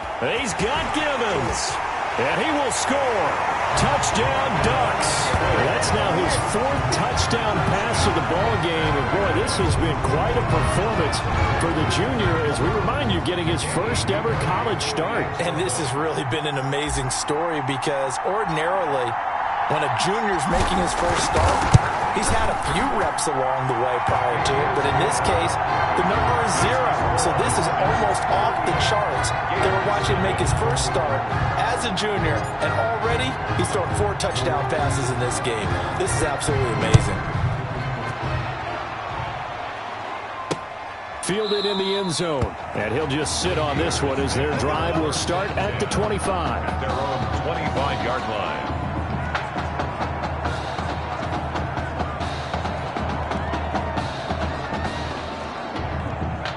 Ready to begin their next drive. Here's the Florida offense. And let's face it, this drive is not going to have any bearing on this game, but it's kind of important for one reason, isn't it? It certainly is. You got to get this time for Smith, and it's intercepted. Picked off near the 32. CD, this defense, man, at this rate, they're just having fun out there right now. And normally with this type of a lead, if you're a starter on defense, you're saying, hey, let the other guys play. But with this going on, no one wants to come out of the game. They all want their shot at picking off a pass. He is taken down at the 21 after a short gain of 2. Ball carrier. I know we can't hear what's going on in that huddle right now, but I'll guarantee you at least one offensive lineman is saying, my bad, we simply couldn't move them off the line of scrimmage. We've got to do a better job trying to root those guys out of there. And they'll get this down to the 10. Malcolm Ferguson. Well, that's a carry they have to be satisfied with, and throughout this game, they've been satisfied with what he's given them. Whenever they've needed a big run, a first down, he's the guy they've turned to. And it doesn't matter what the defense thinks. They feel like they've got the confidence to keep handing it to him and keep picking up good yardage. That's some good hard running there as he'll push his way forward for about 5. At the 5-yard line. Oh, that's one to warm the hearts of all those old school football players, isn't it? Tough, hard, gritty run, got behind his pads, bowled over a few people. Look at that one, right up the gut. Saw it through 3 quarters, no reason to lighten up now. To throw on 2nd down. Barnett, and that's going to be knocked away in the end zone. It's incomplete. In the end zone. That's a nice job there because you've got to play the ball, not the man when in coverage. That'll keep you away from a lot of needless penalties, and he's able to knock that one away. And that'll be caught. Touchdown, Oregon. Quintez Anderson. 2 catches, 2 touchdowns here so far. And his guys capitalize on the short field as they take it in for 6. Touchdown number 5 for the junior quarterback, and that certainly makes Coach O'Brien's job at the postgame press conference a lot easier. And you're right, it certainly made Coach O'Brien's press conference awfully easy. But how about the conversation he's now going to have with Tommy Matthews? Because all indications we had from talking with Coach during the preseason, he told them both that they were going to get their chance. But now that this guy's thrown 5 touchdown passes, now he has to go back to Tommy Matthews and kind of shrug his shoulders and say, I know what I intended to do. I know what we talked about. But he's got the hot hand. We're going to have to go with it. The Gator offense about ready to get this next drive started. And last time wasn't pretty. 1 play and an interception. We'll see if they can do better. I want to see if they want to go ahead and throw the ball. Now White lost the football. And the defense will get their hands on it. Going the other way. The quarterback sack. Well, partner, I think it's safe to say they can mark this down as extremely frustrating. Here we are in the 4th quarter, and that last play, that turnover, I think it epitomizes what happened to them all day on offense. So symbolic, and that's why they're still being shut out. And for one of the few times here today, this run's not going to go anywhere. No gain. He can rack up those tackles in bunches in the run game from that middle linebacker spot. And what he has to do is make sure he congratulates the guys in front and tells them thanks a lot, because as the guy in the middle, the Mike linebacker, you're counting on your front three, your front four, your front five, whatever you've got in front of you to take up all the blocking, allow you to roam and hit, and that's what he did on that play. 0-0, Mike free. Big stop, D. Big stop. Let's go.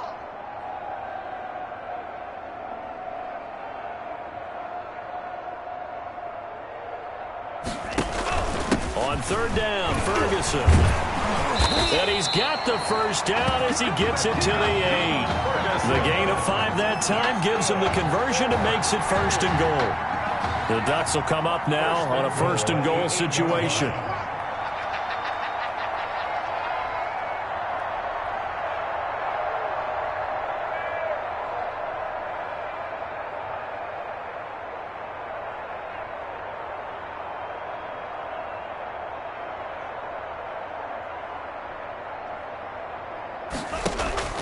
They'll try to run down here with Ferguson.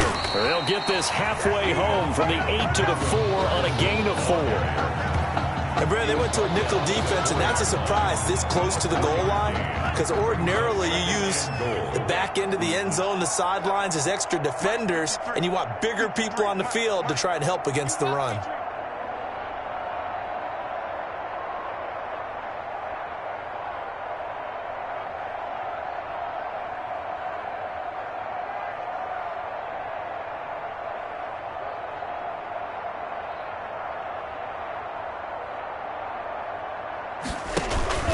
On second down, it's Ferguson, and he'll keep working toward that end zone as he's down to about the 2-yard line. Call it a gain of a yard as they get a little bit closer here. It's 3rd and goal. It's now 3rd and goal. 53's the Mike. 53. Check 53. Today's final score, Ducks 45, Gators nothing.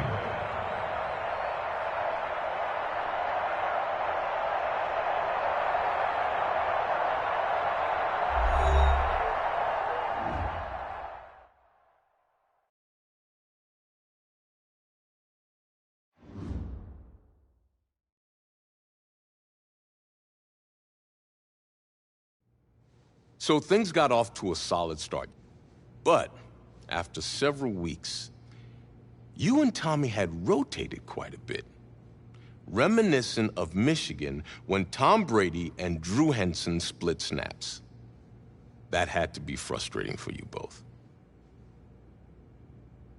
Some huge Wake up. news to get to, and none more intriguing. What are these dishes doing at my feet? Because it's time for you to start cleaning up your crap. These dishes have been lying in the sink for almost 2 weeks. I mean, look at this place. It's a disaster. You're leaving everything laying around. It's ridiculous. Who crawled up your butt and died? You. Gross. Hey, get up, man. I want to watch some TV. You've been laying out here all morning. What's got you two all riled up? Just turn up the volume, would you? The Heartbreak Kids have gone from sensational dynamic duo to a sudden two-headed monster. And boy, this is an ugly one. Hey, I thought I played pretty good out there. This team still has not found its identity, and I know that Coach O'Brien claims that his 2-quarterback system is matchup-based, but I gotta tell you, it sure looks like he still doesn't have a clue what's going on. As Coach Madden famously once said, if you've got 2 quarterbacks, you've got none. And right now, I gotta tell you, man, Coach O'Brien's indecisiveness with the most important position on the team is only gonna lead to problems on the field. The answer is simple. Just start me. That would make the situation worse. I mean, the team plays better when I'm on the field. Everybody knows that. If I could just get into a rhythm, I'd be fine. Last thing I need is to be worrying about you breathing down my neck if I make one mistake. Well, you better believe it that I'll be there when you do. Okay, I see what's going on here, guys. I don't know what made you follow me here and try to win back your old position. I mean, you could have just kept the Heartbreak Kids going, or you could have went your own route on another team, but you decided to what? Come here and punish me? Is that it? What are you talking about? You're the one who showed up and stole what was mine in the first place, okay? I'm supposed to be Batman, you're Robin. This whole thing again? Are you dumb? Yeah, I didn't take anything from you. Your body took it from you.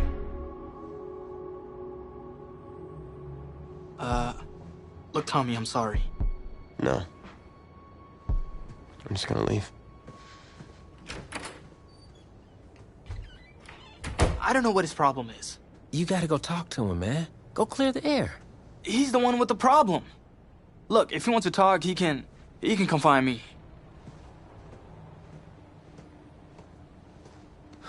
Jumping fiddlesticks.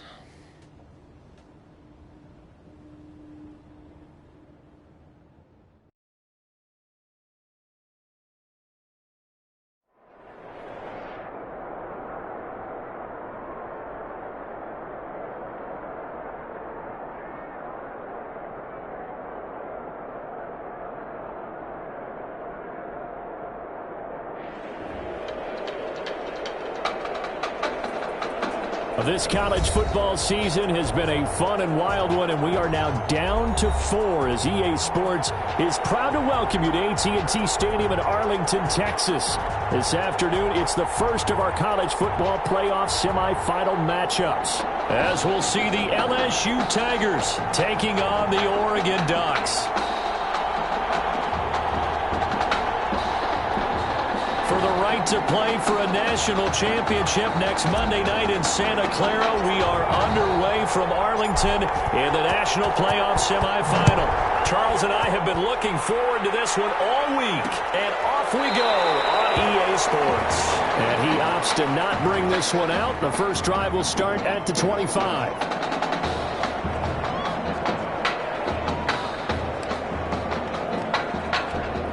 LSU with a first and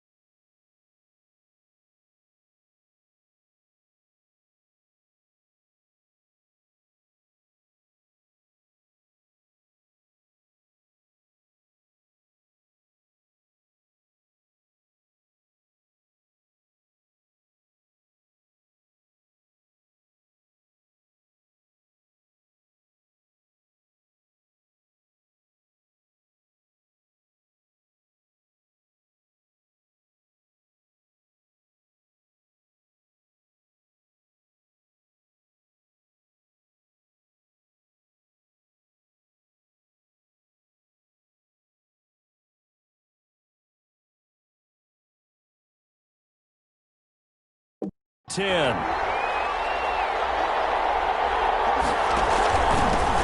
Drake will start the drive on the ground. And not much to speak of. Call it a 1-yard gain up to the 26. Brought down at the 26. Yeah, things were pretty stacked up there in the middle of the line. A lot of bodies, not much space. I think ultimately he was fortunate to get anything out of that run. The last play got just a yard. Here's 2nd and 9 from the 26. Operating from the gun, Thomas. And nearly an interception here on their opening drive. But instead, 3rd down. Well, they've got man coverage on the outside, and my scouting report on these DBs tells me that they love to take matters in their own hands. They want man coverage, not zone. And there was good coverage there that forced the incompletion. Now Thomas to throw on 3rd down. And that will be incomplete. Intended for number 28. Certainly appeared to take away his first read, and by the time he tried to look elsewhere and find an open target, the coverage was too good. That one falls incomplete. Now LSU's punter getting set. He'll kick it away after a 3-and-out on the opening drive of the game. Taken to about the 16. That's going to go in the books as a 55-yard punt. Well done. And the offense will take over with a new set of downs.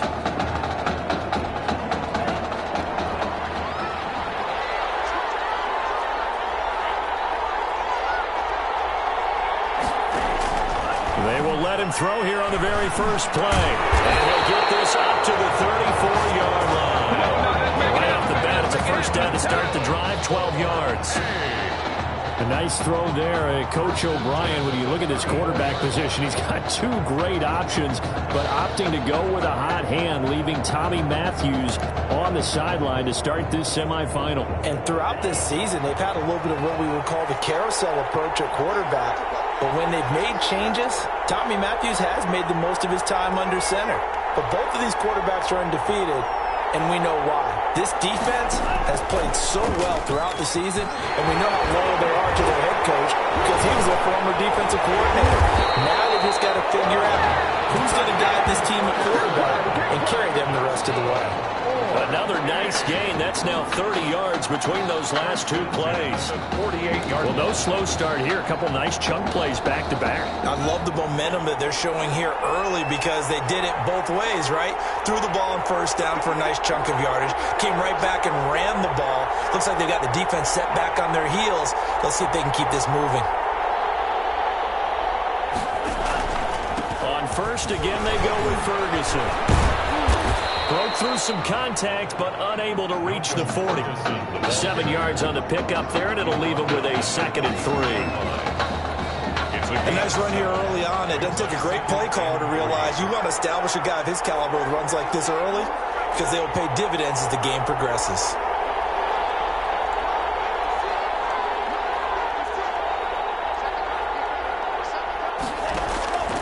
Looking to throw on 2nd down. Barnett, that'll be taken in by Anderson. And tackled down after a gain of 3. Leaves him with 1 yard to go on 3rd down. It's a gain of 3. This is 3rd and 1. Very likely 4-down territory, even if they don't get it, though.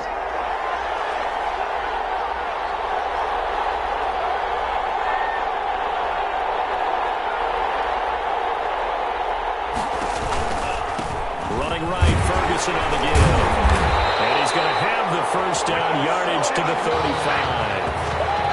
It's a gain of 4 there, and it gives him a new set of downs. If you make the stop there, maybe you hold them to 3 on this opening drive. They didn't get the stop. Yeah, new set of downs now. Now you're worried about, just as you pointed out, not just giving up 3, possibly giving up 6. Let's see what they decide to do here because they've got to change up what they have been doing. It hasn't been working. Right back to him on first down. Breaks free again. And they're able to get this one past the 30 to the 25-yard line. Give him 10 yards on that one, and that earns him a fresh set of downs. First and 10. Usually we see runs like this as the defense breaks down later in the game, but this guy is setting the tone early, running through all types of tackles and putting the defense back on its heels. And now a throw on first down there, but it's incomplete. Intended for number 6. They've given up a few first downs on this drive, but getting the incompletion there, that should give them something to build on and maybe turn the tide. An incomplete pass leads to 2nd and 10 from the 25. Here's a pass swung out left to his running back. He's got the first down inside the 10 and all the way down to the 5.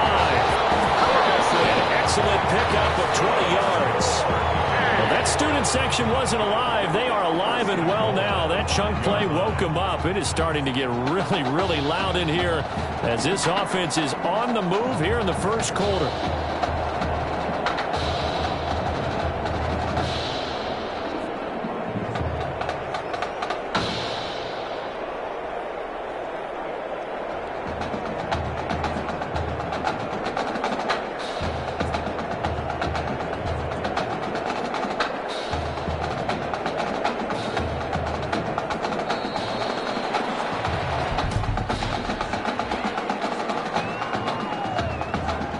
Accepted, of course, and that moves him back 5. Still first down.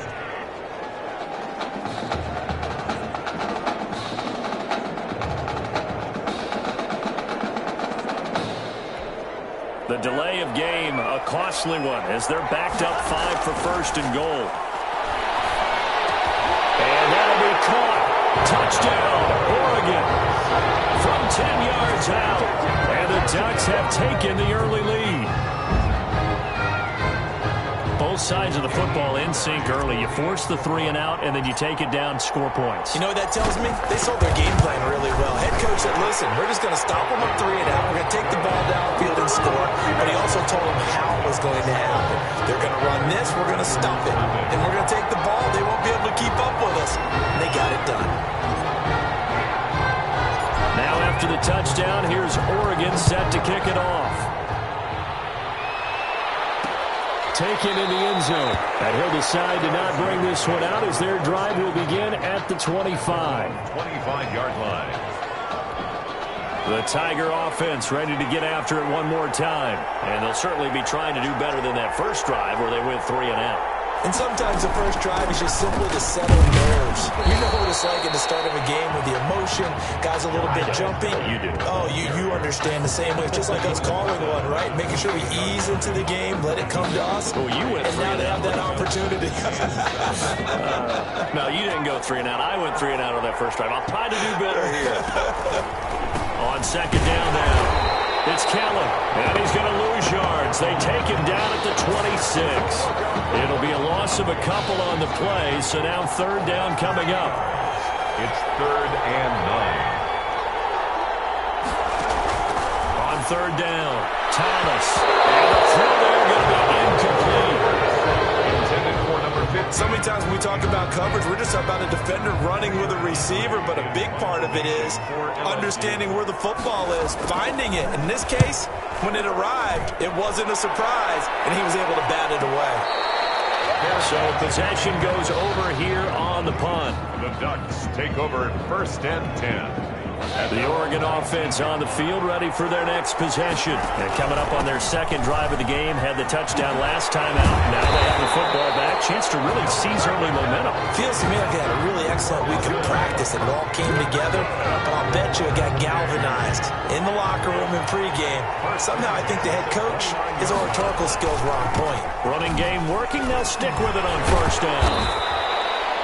It's a pickup of 4, and it'll bring up 2nd down. The ball carrier. Brandon, all things considered, they have to feel pretty good about getting that type of a gain, considering the blitz that they just had against them.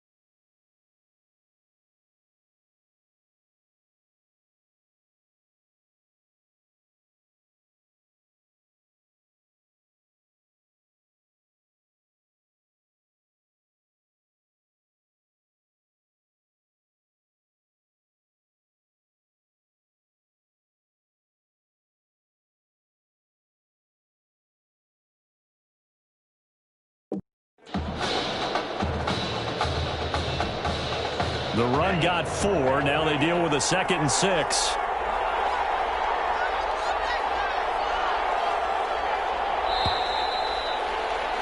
After one, 7-0 on EA Sports. Ducks 7, Tigers nothing.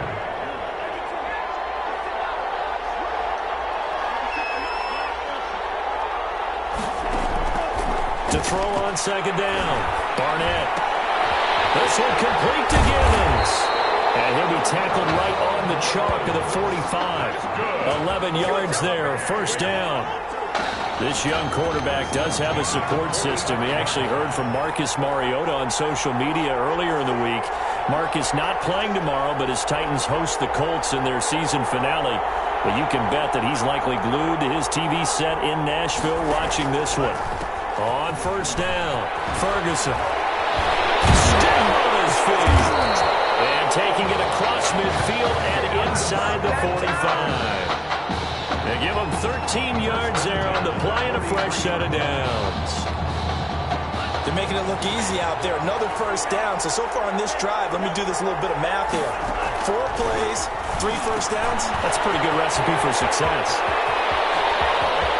And he will score. Touchdown, Ducks. Quintez Anderson, 43 yards. And the Ducks have furthered their advantage. Extra point. There's not much that's perfect in football, but that's about as close to it as you're going to get. Score, force a punt, score again. And both drives were impressive. The opening drive was, that last one was. Now on the other side, though, what's your psyche? You're really behind the 8 ball. You got to make sure to just hold in there. Survive the early storm, relax a little bit, and try and get back to your game plan. It's way too early for panic. Fielded in the end zone. And this will not be returned. It'll come out to the 25. At their own 25-yard line.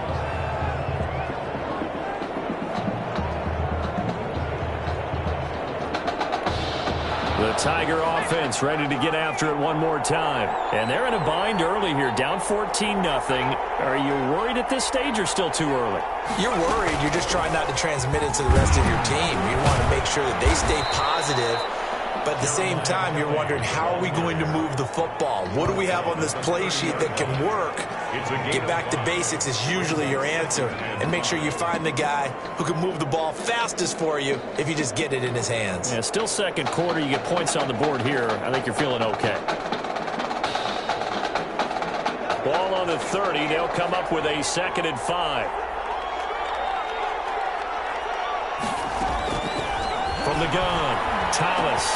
It's complete to the tight end, Bennett. And brought down, but not before reaching the 45-yard line. 16 yards, a 1st down. At the 45-yard When you struggle on offense, you're looking for anything possible to get you going. Sometimes you do it like basketball teams that don't normally press. You put a press on them, bring people to life, make them move a little bit quicker. Maybe that'll help them as they head towards the half. Give them 3 on 1st down. It'll set up a 2nd and 7. Well, from an offensive perspective, that was a tough run because he only picked up 3 yards. Well, let's flip it over to the defensive side. They now have the advantage. 3 3-yard gains. That means they're punting the ball likely on 4th down. That's what you're looking for when you're playing defense. It's a gain of 4. Not a big window to throw. Coverage wasn't too bad there. Yeah, they had him under wraps pretty well, but somehow able to muscle his way open and catch the ball.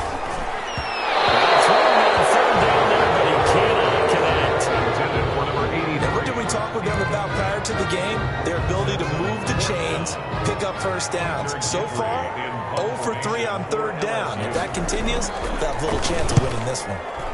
He's been a busy man here in this 1st half as he gets it away. The Ducks take over 1st and 10 at their own 13-yard line. The Ducks set to go on offense as they come to the line. And right now they're saying, hey, let's keep this going. 2 drives, 2 touchdowns. Yeah, can't ask for a better start than that, can you? I mean, this is the way you practice it. This is the way you rehearse it. But right now, the play calling, they're locked in really well. Give them 13 yards on the opening play of the drive and also give them a 1st down. Absolutely love the run right there. This guy's known for his quickness, but also for his speed. He's able to get to the second level almost before you blink if you give him any type of blocking. Always talk about slot receivers, and they're usually known as quicker than fast.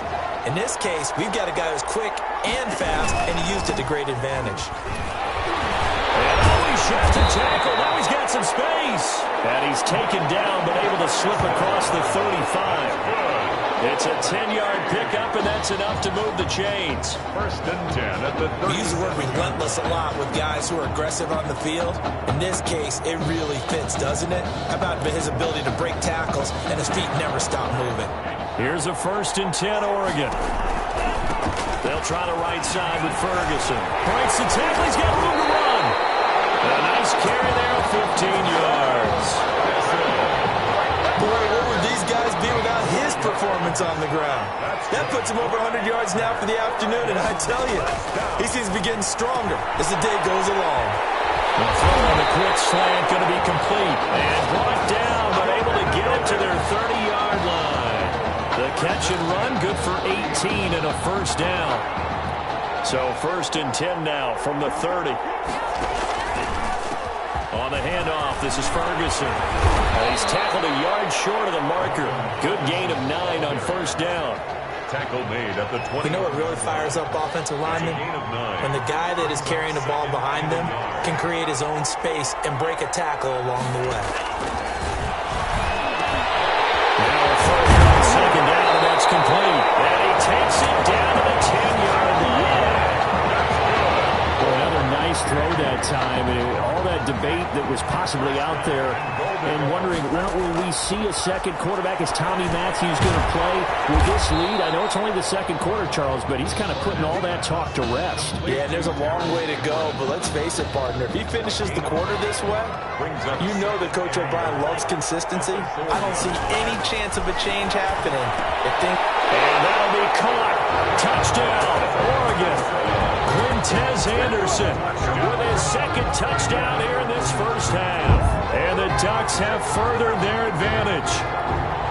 So simple math here in the first half. They've had 3 drives offensively, and they have scored every time, and they've got the lead. Well, whenever we talk about adjustments, we usually talk about an offense making adjustments, right? This is all about the defense. They've got to figure out some way, somehow to slow them down. Do they blitz a little bit more? Do they play more zone coverage? Right now, they don't know where to go because they're hitting them in every direction. And it is now 21-0. Ducks 21. Tigers nothing.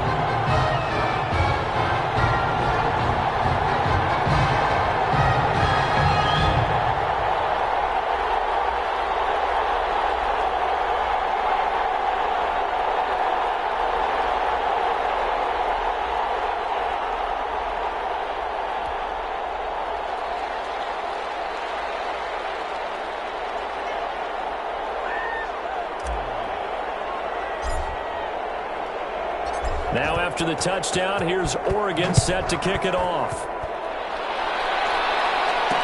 Takes this about 5 yards deep. And he'll just take a seat, and the drive will begin at the 25-yard line. 25-yard line.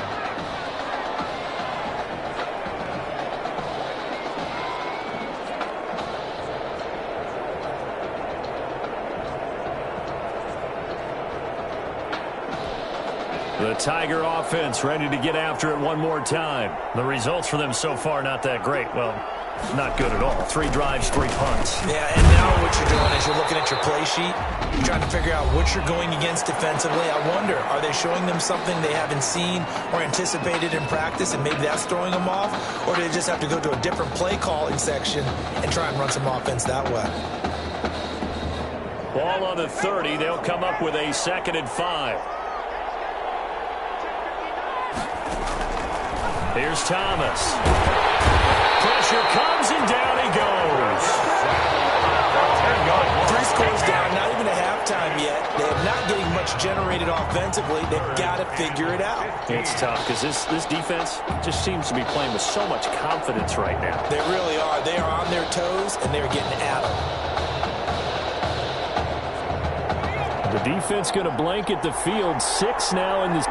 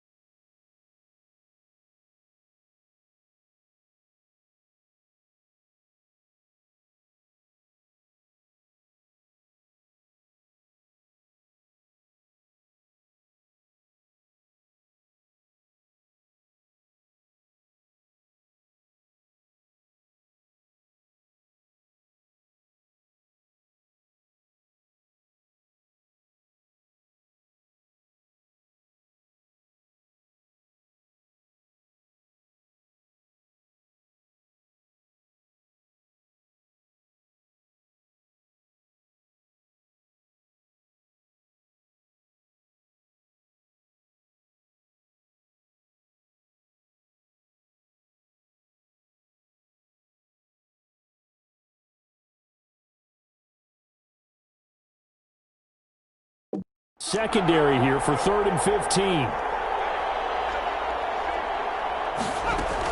Not wanting to risk another sack, they'll play it safe with a run.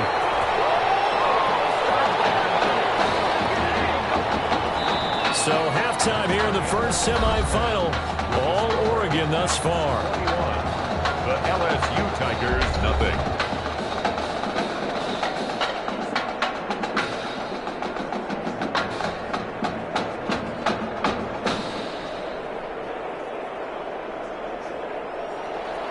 The winner goes on, the loser goes home as we start the second half of this semifinal matchup.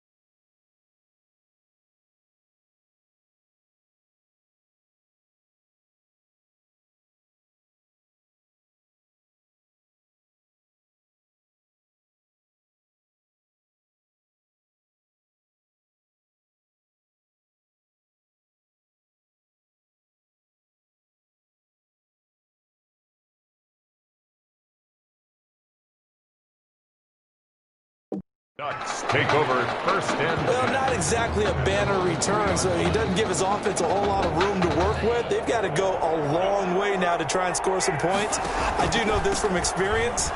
There will be a few comments muttered his way by the offense as they head out on the field.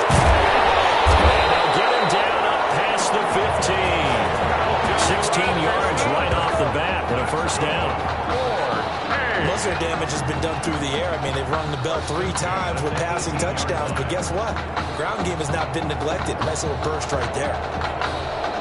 So from inside the 20, here's 1st and 10 at the 18.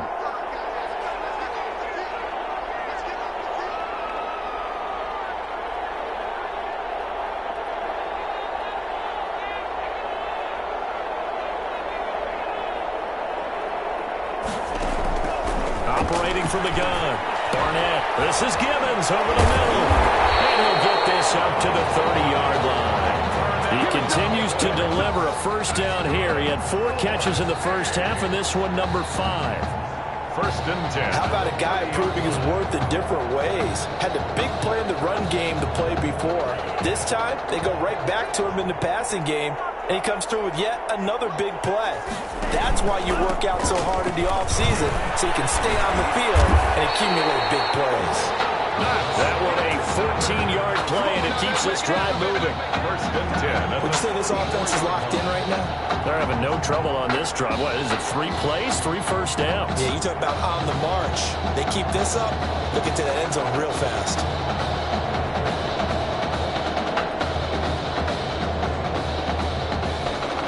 The Ducks come up now, 1st and 10.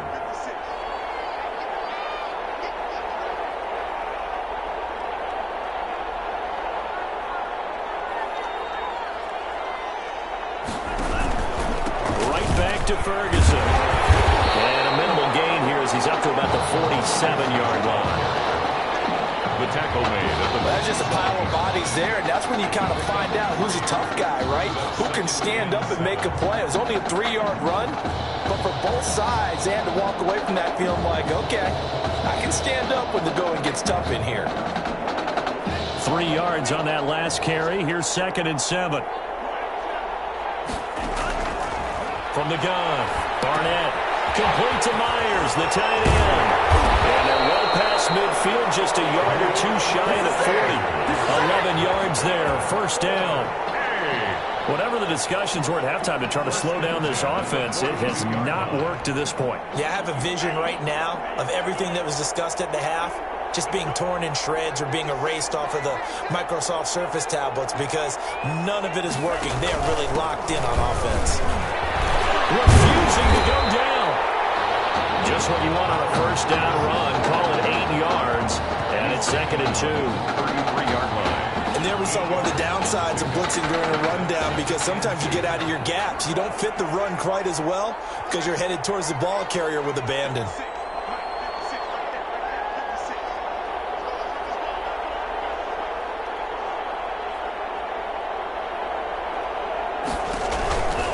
Running again, and again it's Ferguson. And he'll work it inside the 30 to the 29-yard line. 4 yards the pickup, first down. I hope we give enough respect to the big guys up front because they have been getting it done on this drive. The holes have been large, and they've been barreling through them, picking up first downs. So 1st and 10, and if they score on this drive, might have to start digging in our second half blowout material. From the pistol, Ferguson. And inside the 20 before he's brought down. Call that a gain of 11. Lots of praise on this drive, obviously. I know you're seeing what I'm seeing. Those guys up front, they're getting it done. Doesn't matter what play is called. They are handling their business at the line of scrimmage and dominating right now on this drive. They'll run on first down. It's Ferguson. And for one of the few times here today, this run's not going to go anywhere. No gain on the play there. Second down. If this defense wants to stay in this ballgame, they've got to start ending some drives. That helps. And they have to look ahead at what they expect the offense to do. And right now with that lead, that's run the football. So you don't just stack the line of scrimmage. You have to get upfield and try and make some plays in their backfield.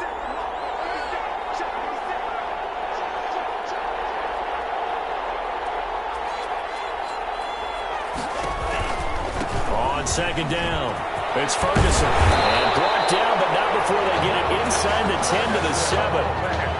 It's a good gain of 11, sets him up 1st and goal. Looks to me like maybe there's a little attrition setting in with this drive, because when you see that type of a run, I get the feeling the defense gets a little bit tired. And that's the last thing they need, especially when they look up at the scoreboard.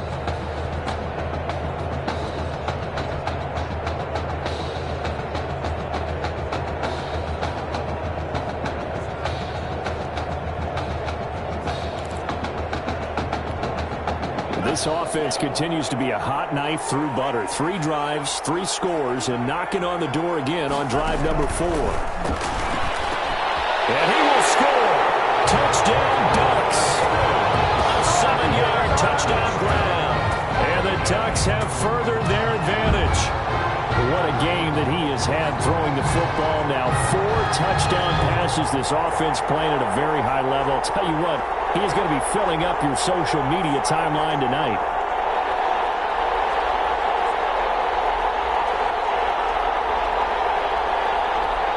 Now the extra point try forthcoming.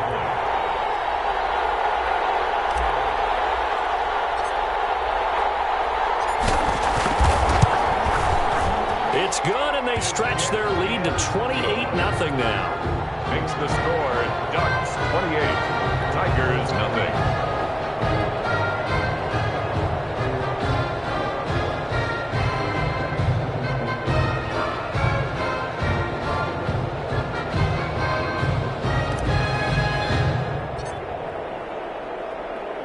Now after the touchdown, here's Oregon set to kick it off.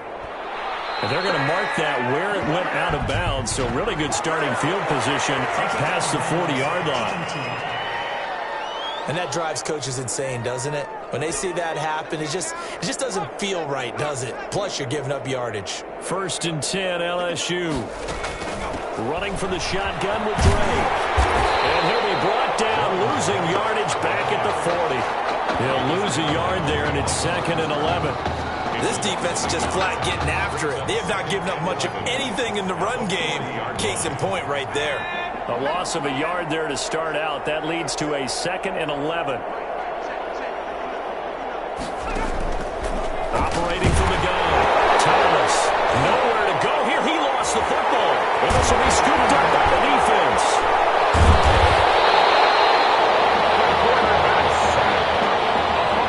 Defense, they were swarming that time and ultimately got to him before he could get rid of the football and knocked it free. And don't you feel just a little bit of sympathy for him back there, though? So much going on, so much swirling around. He's trying to find someone downfield. He's trying to move around to find an open target.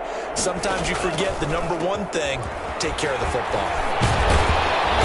And this will leave him a yard short. Nice pickup of 9 yards on first down. Down at the 20-yard line. Offensive linemen love creating space for their guys carrying the ball.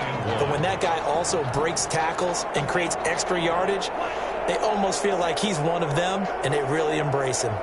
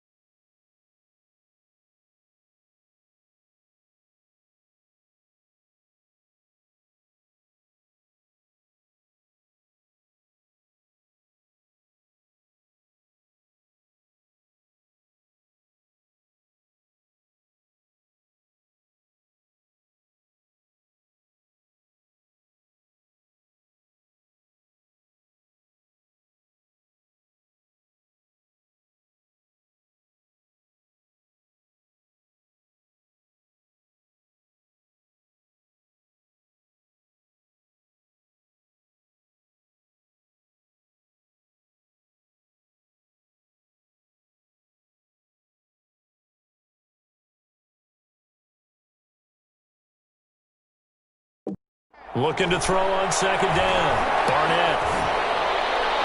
Looking right sideline, but it...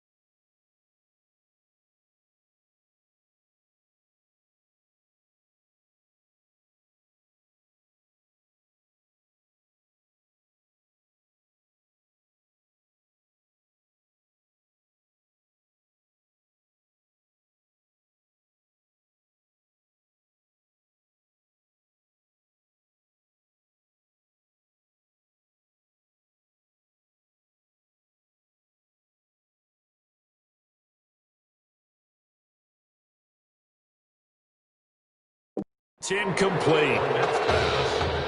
Receiver coaches preach to their guys all the time. Separation, that's what's going to make the play successful. That time there was very little, and I think they were actually fortunate that it was only knocked away and not intercepted. But that's going to wind up incomplete. We know it's not an easy job to go out and catch passes when people are trying to tackle you and knock the ball away. But the bottom line is, that's a pass he's got to have and a pass he should have caught. And no move to get the offense off the field. They'll stay put on 4th and 1. They'll try with Ferguson. And he picks up the first down yardage as he takes it down to the 16. Well, they deemed it 4-down territory, and they got 4 yards to pick up the first. The type of game that he's having running the football, there was no doubt who they were giving the ball to. So why didn't they just go ahead and go after him on defense, right? If you know, on him. Right? You know he's having that type of a game. Who else would you expect to get the football? I would have taken my chances and sold out defensively to stop him. And if anyone else picks it up, I tip my cap to him.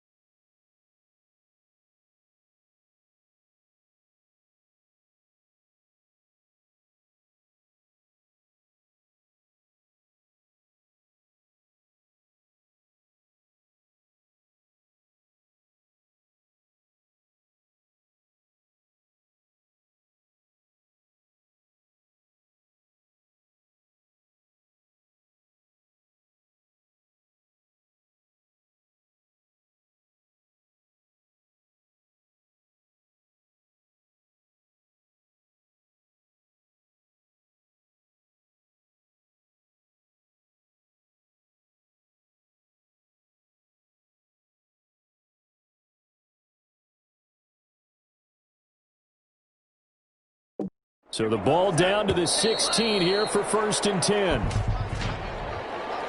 Delay of game, offense. Oh, man. That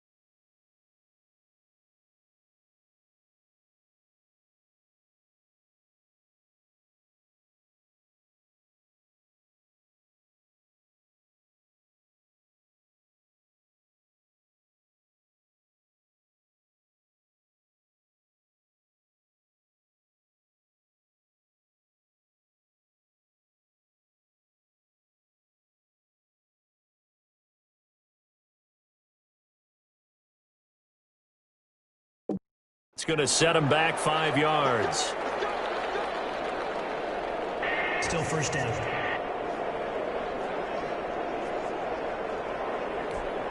Now they need 15 yards on this series after the delay of game. 1st and 15. They'll keep it on the ground. Ferguson. And this will be a gain of 6 when it's all said and done. Down to the 15 from the 21. He's brought down at the 15-yard line. A gain of 6 brings up 2nd and 9.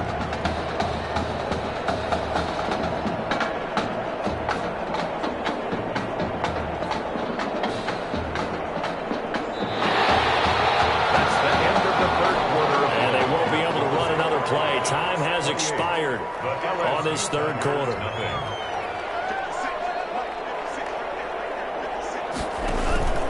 On 2nd down now, it's Ferguson. And he takes us down to about the 12 for a gain of 3. The tackle made at the 12-yard line. It's a gain of 3. Brings up 3rd and 6.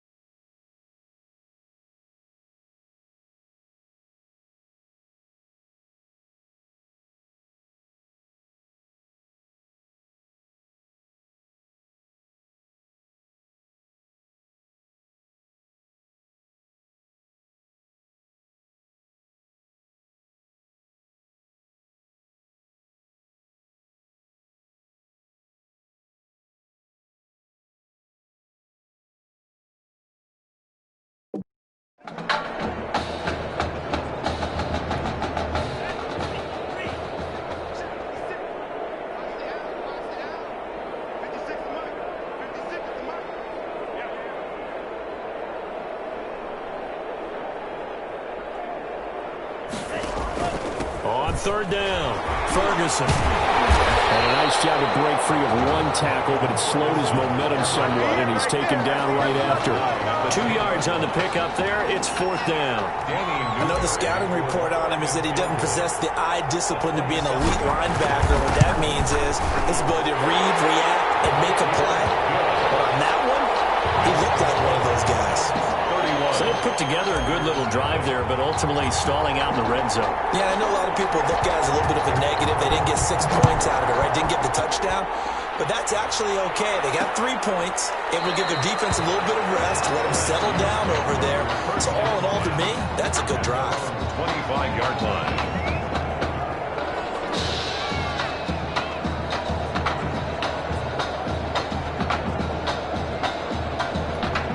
That's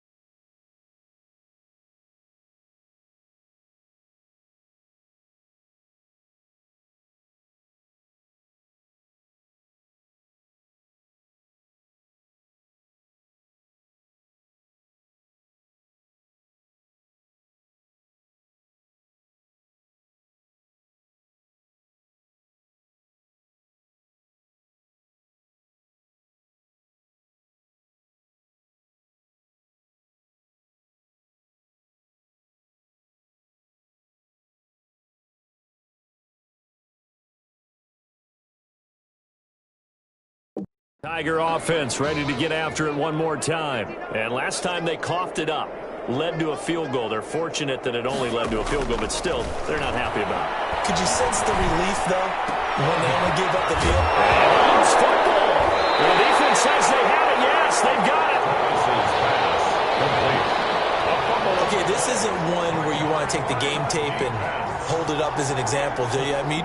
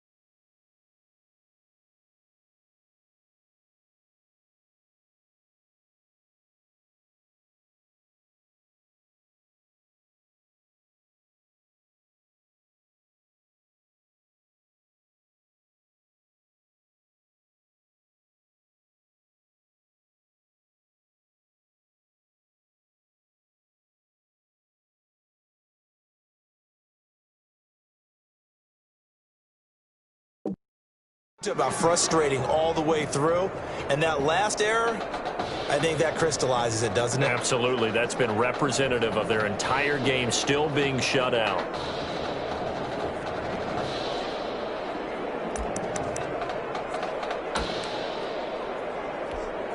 Oregon ready to start their drive, and it certainly looks like they're going to be playing again next week for a national championship. They have dominated this semifinal. Offense.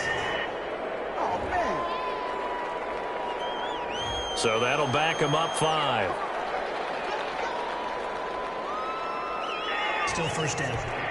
The delay of game backs them up 5, 1st and 15.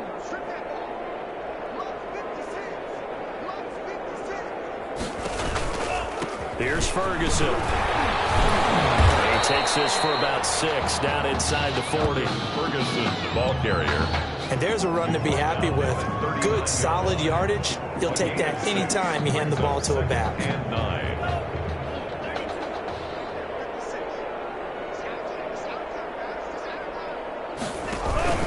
They'll keep it on the ground. It's Ferguson. Malcolm Ferguson, the ball carrier. Okay, he didn't break that one all the way, but you got to know that he feels like he's right on the verge, and that's probably exactly what he's telling them in the huddle right now.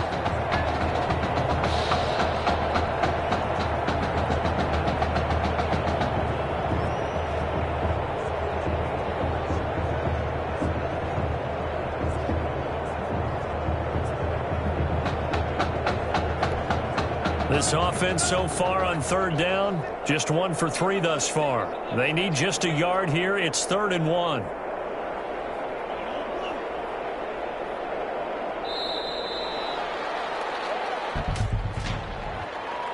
Delay of game. Offense. And that'll set them back 5.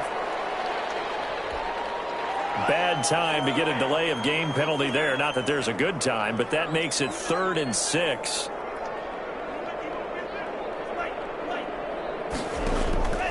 From the gun, Barnett. Open man is Anderson. He's still fighting forward. And inside the 20 before he's brought down. He's been big. 2 touchdowns earlier. Now he's got a 1st down here. Well, remember, they tried to give him the ball and let him run on the last play, but I think the light bulb went off in their play caller's mind, and this time they get it to him the more conventional way, and it's much more successful as well.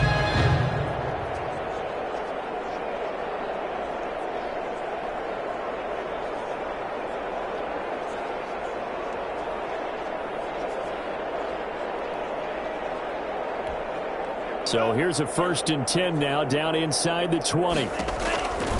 They'll try and run some clock here as they keep it on the ground. And they work this near the 5. He'll be stopped at the 6. A solid pickup of 13 sets him up 1st and goal. Brendan, every great running backs coach I've talked with has always talked about when you have great vision, you're not consciously thinking about your cuts and your moves. You're just doing them. And I think that's what we're seeing tonight. He's about run them into submission, hasn't he? You took the words right out of my mouth. I was just going to use that phrase. He has run them into submission. Wave the white flag.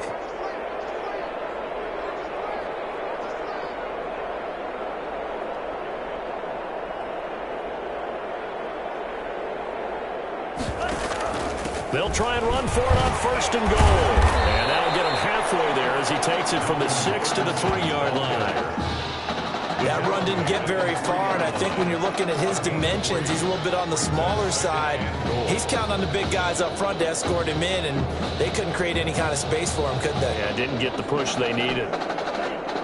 They'll come out in the pistol. So the ball position now at the 3. Here's 2nd and goal. And that'll be caught. Touchdown, Oregon. Quintez Anderson there to make the grab as his guys continue to pour it on. This is really something for a guy who's been rotated in and out of this offense. Heck, the last 2 games being his only back-to-back starts, he has come through with 5 touchdown strikes in this semifinal. And still, you got to think there's going to be talk about Tommy Matthews. So get ready for all those sports radio debates all the way until kickoff of the national championship game. And this one through the uprights and good. Ducks 38. The LSU Tigers nothing.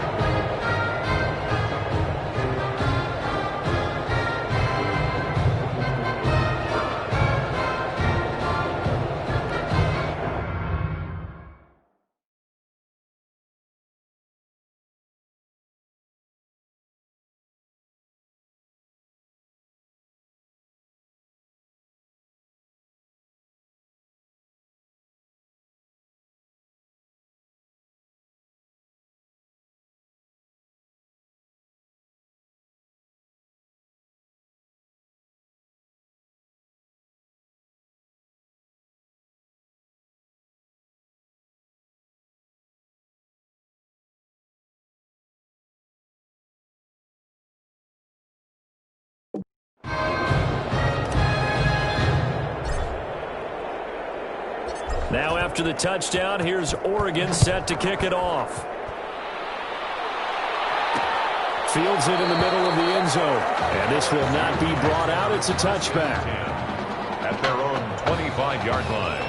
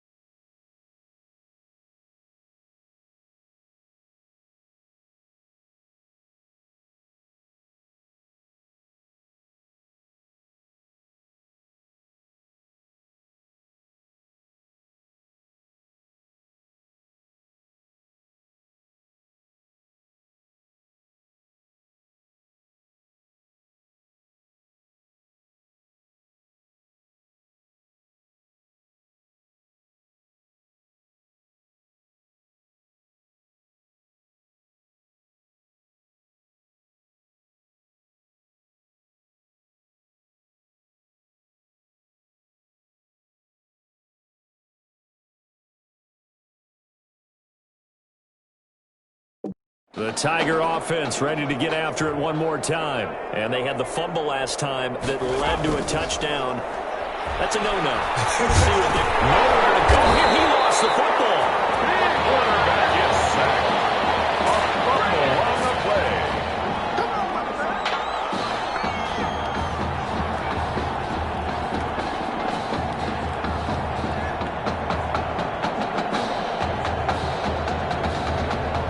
So they keep the ball, but work to do on 2nd and long.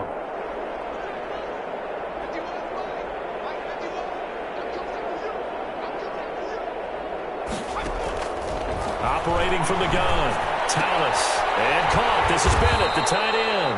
Thomas, that one good for the completion percentage, but no gain. It'll be 3rd down. No gain on the Brandon, just mark that under the category of just not successful. Trying to throw the ball, just didn't work on that one. Completed it. No yardage. They had the catch on 2nd down, but it didn't help at all, and now they're looking at 3rd down here. Caught left side, Bennett. The completion there winds up a wash, and it'll bring up 4th down. Now the old pass completion for no gain, not something you want to call up out of the playbook too often. Yeah, most offensive coordinators don't have that on their play sheet, so they've got to go back and scramble after this one.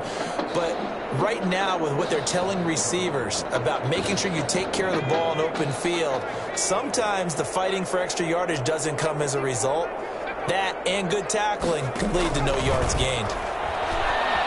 He lost the football. And as the defense, how did they do, says the referee. We're going the other way. As they say, this game hasn't exactly been one for the books. I mean, we're into the 4th quarter here, and now this happens, another turnover. Not one that they're going to hold up and say, yeah, this has been a banner day. Absolutely. Still sitting on 0. Give him 2 yards on that one. 2nd and goal now. Defensively, pretty good start there with their backs against the wall. That's a win for the stop troops right there. And if I'm them, I get a little bolder now. They won the first battle. Keep coming after them. Put the pressure on them. It'll be a loss of a full 3 yards there, and it also brings up 3rd down. On this day, the ground has been his, but at least on that individual play, we just saw the defense finally with a win. Yeah, they finally got one, and that's a win for them, but all game long, he's seen the holes, and they've been huge for him. Kind of like a baseball hitter in the zone. The ball seems bigger, and he's just whacking it. These guys, they've got it going today. Today's final. So on the strength of 5 touchdown passes from their junior quarterback, the Oregon Ducks are moving on to play for a national championship.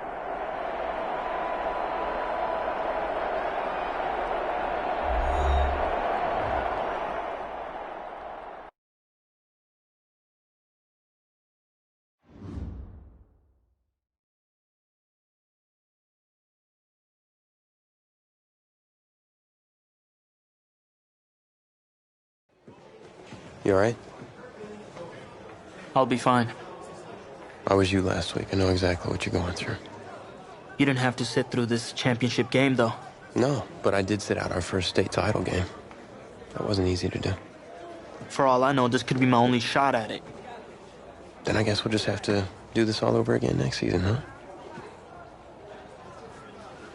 Good luck out there tonight. Thanks.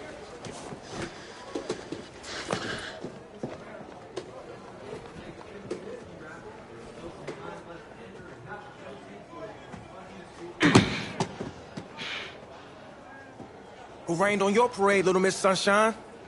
I am not in the mood for this right now. It's because you're not playing, I take it. Like I haven't had a bad enough day already. Now I have to deal with you? I know you're upset. But that dude Tommy's your brother. And brothers should always have each other's backs.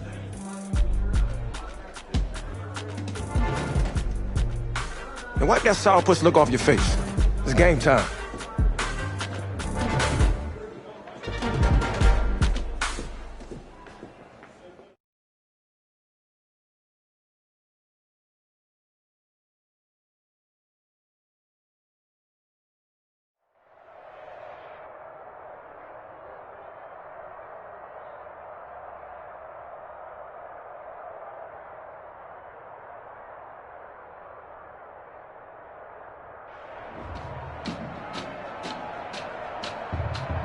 We crown a champion tonight here at Levi's Stadium in Santa Clara for the College Football Playoff National Championship game, as it's the USC Trojans taking on the Oregon Ducks.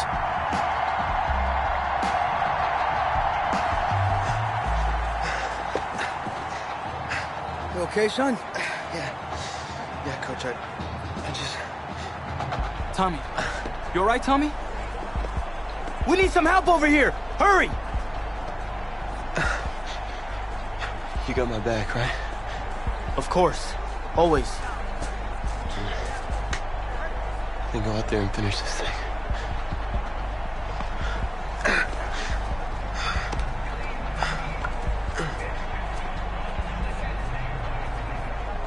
One shot.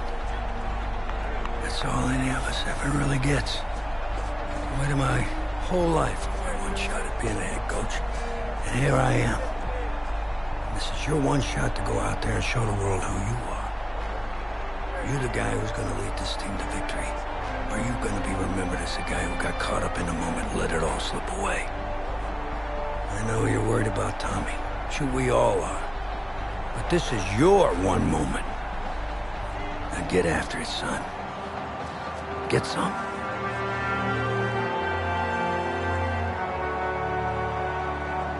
Wonder if this pressure is perhaps getting to this young Oregon quarterback.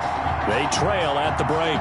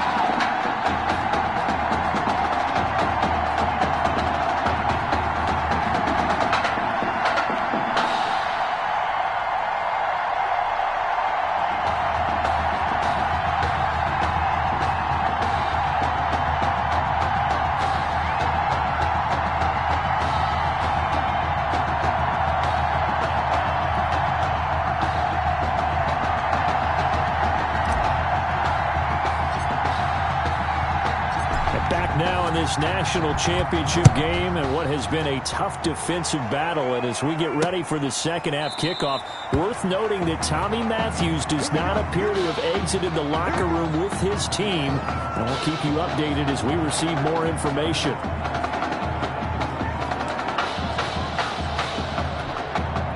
The SC offense about set to take over here. Their defense has done the job. Now it's the offense's turn as they've got it 1st and 10. And from the 25, they work this to the 29, a gain of 4. For USC, such a storied program. 11 times they've been crowned national champions, beginning with the earliest way back in 1928, all the way until their most recent title in 2004. Now this one complete downfield on the left side. And they get him down, but not before he takes it across the 40-yard line.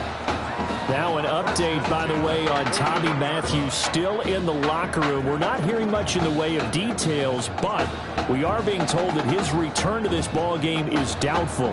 Lucky for Coach O'Brien, his team's got a pretty good alternative. USC gets set here, 1st and 10. From the gun, Flynn. Nowhere to go here. He lost the football. And this is going to go the other way. The defense has it. Obviously, you got to hold on to the football, but I've got to give credit to the defense there. Good job of knocking it free. Yeah, because a lot of the time we just blame the offensive players for not taking care of it. How about the effort of the defensive players knowing that guys are going to, and if they're good, anticipate the contact coming and try and cover up the football. And they still find ways to knock it free. They had to settle for 3 last drive, hoping this second go-around ends in 6. In good position, 1st and 10. Delay of game, offense. So this will be accepted as it moves the offense backwards. So a little bit of a stiffer challenge now. 1st and 15 following the delay of game. Operating from the gun, Barnett. Into the hands of his receiver, Anderson. And he gets this one inside the 15, just a yard or two shy of the 10. A well-executed 22-yard gain. And now, folks, we are getting confirmation on what we heard earlier about quarterback Tommy Matthews. He will not be returning to this football game. And he started in this one after having not started in the semifinal, but they've gone back and forth all year long. And now with Tommy Matthews ruled out for the rest of the game, a national championship now rests on the shoulders of his high school teammate and friend. He gets his opportunity to put a ring on the fingers of his teammates. And that'll be caught. Touchdown, Oregon. Quintez Anderson there to make the grab. And the Ducks have the lead.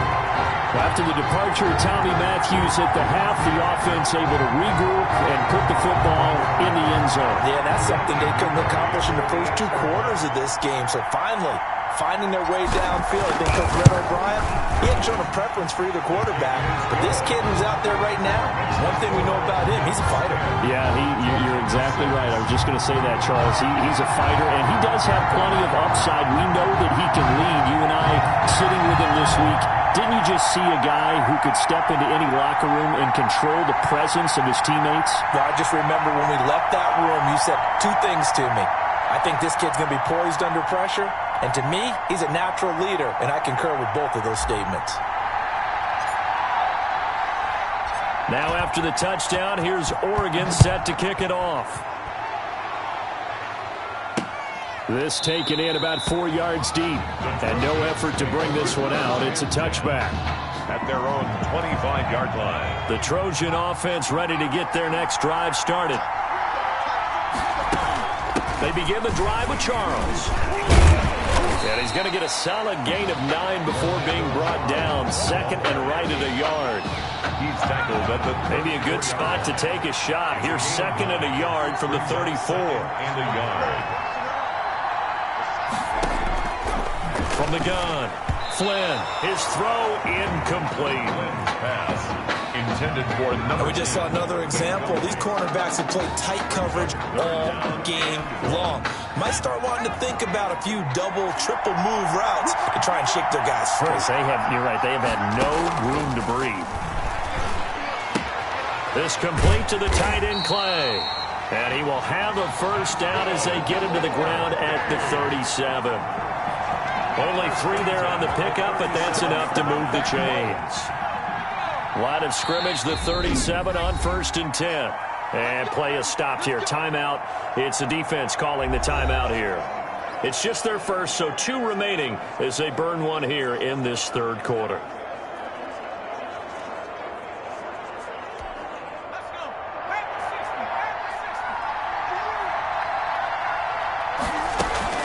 Now an inside handoff for Charles. And this winds up a pickup of 2, maybe 2.5 to about the 39.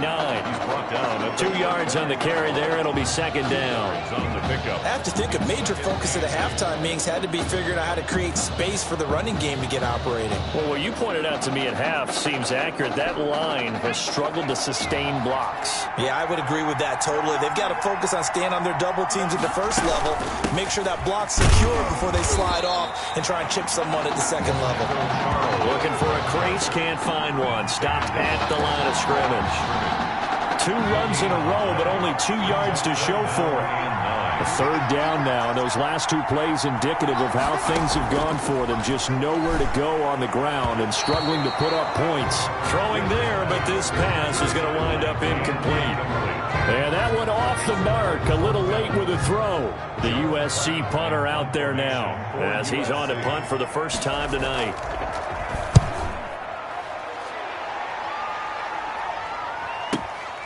This is fielded inside the 5, and he'll be out of bounds right around the 14. So a change of possession here on the punt. At their own 14-yard line. The Oregon offense on the field ready for their next possession. They start out with a run by Ferguson. Call it a gain of 4 on 1st, and that'll make it 2nd down. The Oregon Ducks looking for that elusive first national title. Of course, they've been in the National College Football Playoff before behind Marcus Mariota following the 2014 season. And they beat Florida State that year before falling 42-20 in the championship game. And he's got it past the 30 before he's hit and dropped. A gain of 13. It's a first down. Well, that certainly has to feel good. It's not all the time that the play caller should get all the credit. Sometimes I think in the huddle, the quarterback just says, hey, who's going to make a play for me? I just need something right here. And the end result there, nice first down. Drive keeps moving. And they get him down, but not before he takes it across the 40-yard line. 4 yards. A nice pickup there, 10 yards.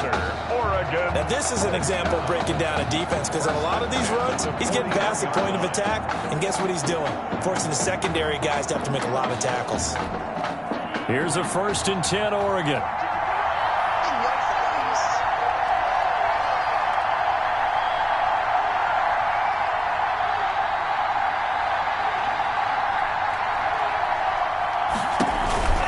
On the carry, it's Ferguson.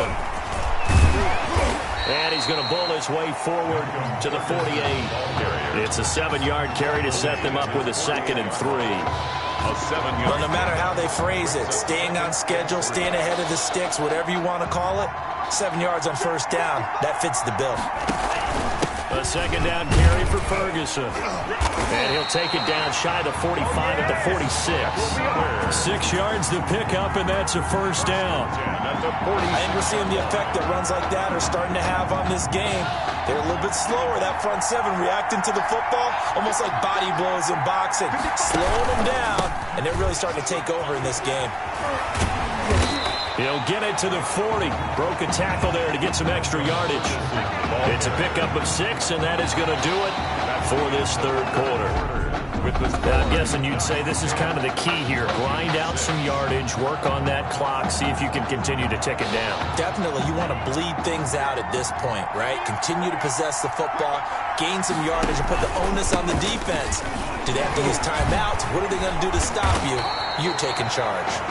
Just a yard on the pickup there, and it'll leave them with a 3rd and 3. Gain of a yard. Well, when you go from 2nd and 4 to 3rd and 3, that just tells you who won that battle on the last play, huh? Yeah, 1st round went to the offense, 2nd round the defense. Looking middle, and that's complete. And they'll wind up getting this one all the way down inside the 20. Well, they were in search of a short gain on 3rd down, and they wind up nabbing over 20 yards. Couldn't just sit on it here, could they? Had to throw the ball on 3rd down. Got the big completion in the pickup. Fresh set of downs now. They've got to feel great. And defensively a backbreaker. And he'll take it from the 18 to the 15. A gain of 3. He's had success on this drive, but not on this play. Finally, they bowed up defensively. I think they were determined not to let him take it pretty much all the way down the field. Yeah, it looks like they handled their run responsibilities correctly this time. What we call them run fits, everyone was in the right place. Coming up on 2nd and 7.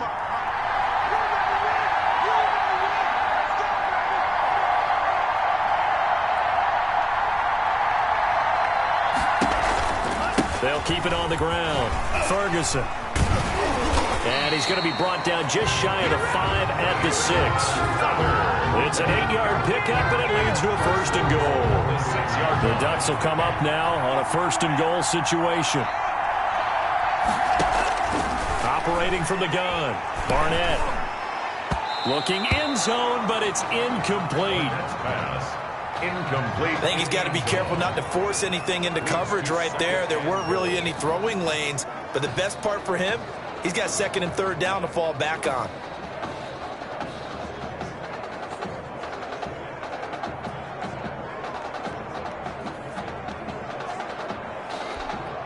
They come up here with another shot from the 6-yard line, and it's 2nd and goal now.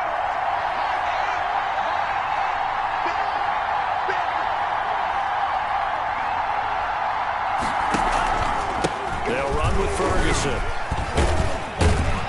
And a minuscule gain of maybe a yard from the 6 to the 5. Ball carrier. Defensively, I think they can smell a stop. Ball right around the 5 here, brings up third. And I think what they've done is they put doubt in the minds of the offensive guys. What do we do? Because now you don't have a go-to play. Either side they pick, throwing it, running it, it won't be easy. Meanwhile, on third down, they take a shot at the end zone, but it's incomplete. Now, whistles come in. We're going to get a timeout here by the offense. That's going to leave them with just one remaining here in this fourth quarter. They'll come out in the pistol. Here we go, a big play and a tight game late. They're going on 4th and goal. And he's going to go down just outside of the 5, right around the 6-yard line. They're turned away on 4th and goal. And the ball will go over on the goal line stand. A breakdown by the O-line at the worst possible time. 4th and goal, and it leads to a sack. And I can just see it now. On the sidelines, they're telling the quarterback, you've got to get rid of it somehow, some way. At least get it in the end zone and give us a chance. If we throw an interception, so what? A sack? We didn't even have a chance. Now the first play of the drive there is incomplete. It's very difficult night for the guys on offense. They've got to be looking at each other in the huddle and on the sidelines. How are we going to find some open space to complete a pass and find open room to run? This defense all night long has squeezed down the passing lanes, made plays on the football. It's really been a thing of beauty for them. He's got to figure, all day long, prepping for the game, they had to have talked about it again and again. Squeeze passing lanes, and we'll be in great shape. Possibly a turning point. Big play coming. This is 3rd and long. From the gun, Flynn. Fighting his target, it's Ward. And he's able to get this one all the way past the 30. 27 yards there on a very nice 3rd down conversion. And here we are in the 4th quarter, partner, and watch them drive for what would be a go-ahead touchdown. And you and I both know this is where you need a quarterback who can keep his cool back there. Not just for himself, but to keep the rest of the team relaxed too. Here's 1st and 10 for the Trojans. Back to throw again. In trouble, and he's taken down.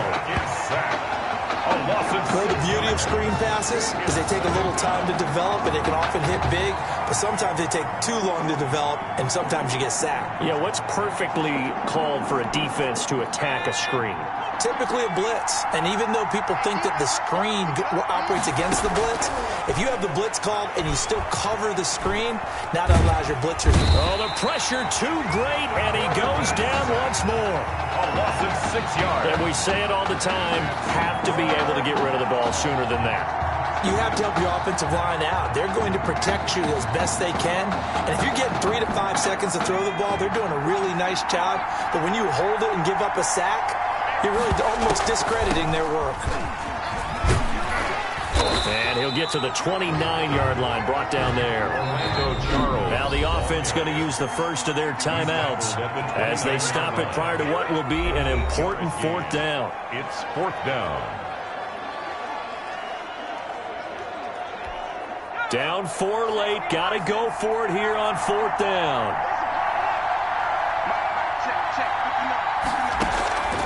They'll look to throw. And, oh, a crusher there as it's intercepted. Picked off at the 39. And that one, oh, it's going to hurt big time. You're in the 2-minute drill trying to get your guys down the field, and it's looking like they're going to go up just short, as this is definitely not his best throw. And it'll wind up being intercepted. So from the 39 now, they'll come up on a 1st and 10.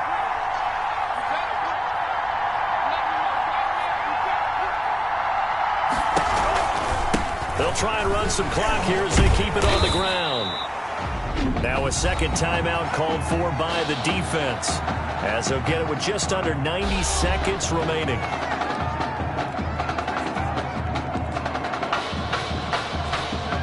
The last run got a couple. Here's 2nd and 8. They'll keep it on the ground. It's Ferguson. And he's got this down almost to the 20 before he's dropped. Now the defense will burn their 3rd and final timeout, and they'll be disappointed to have to burn one there after giving up the 1st down.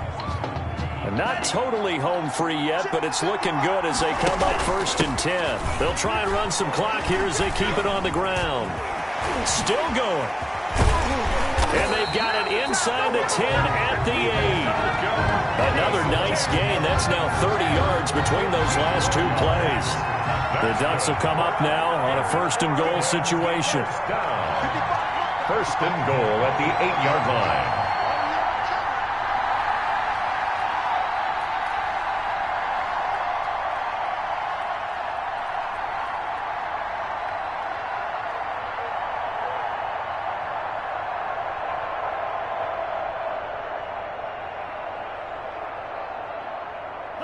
Victory very much in sight now as they'll take a knee. I don't know about you, partner, but watching them take the knee there and finish this one off, I feel like I'm going to be sore tomorrow. This was one bruising affair. Low scoring, but my kind of football. Not a work of art, but maybe in your world, a little bit of a work of art. You like the defensive side. I thought it was pretty. I can't help myself. I thought it was pretty. And it ends in a kneel down as the clock rolls down to zeros.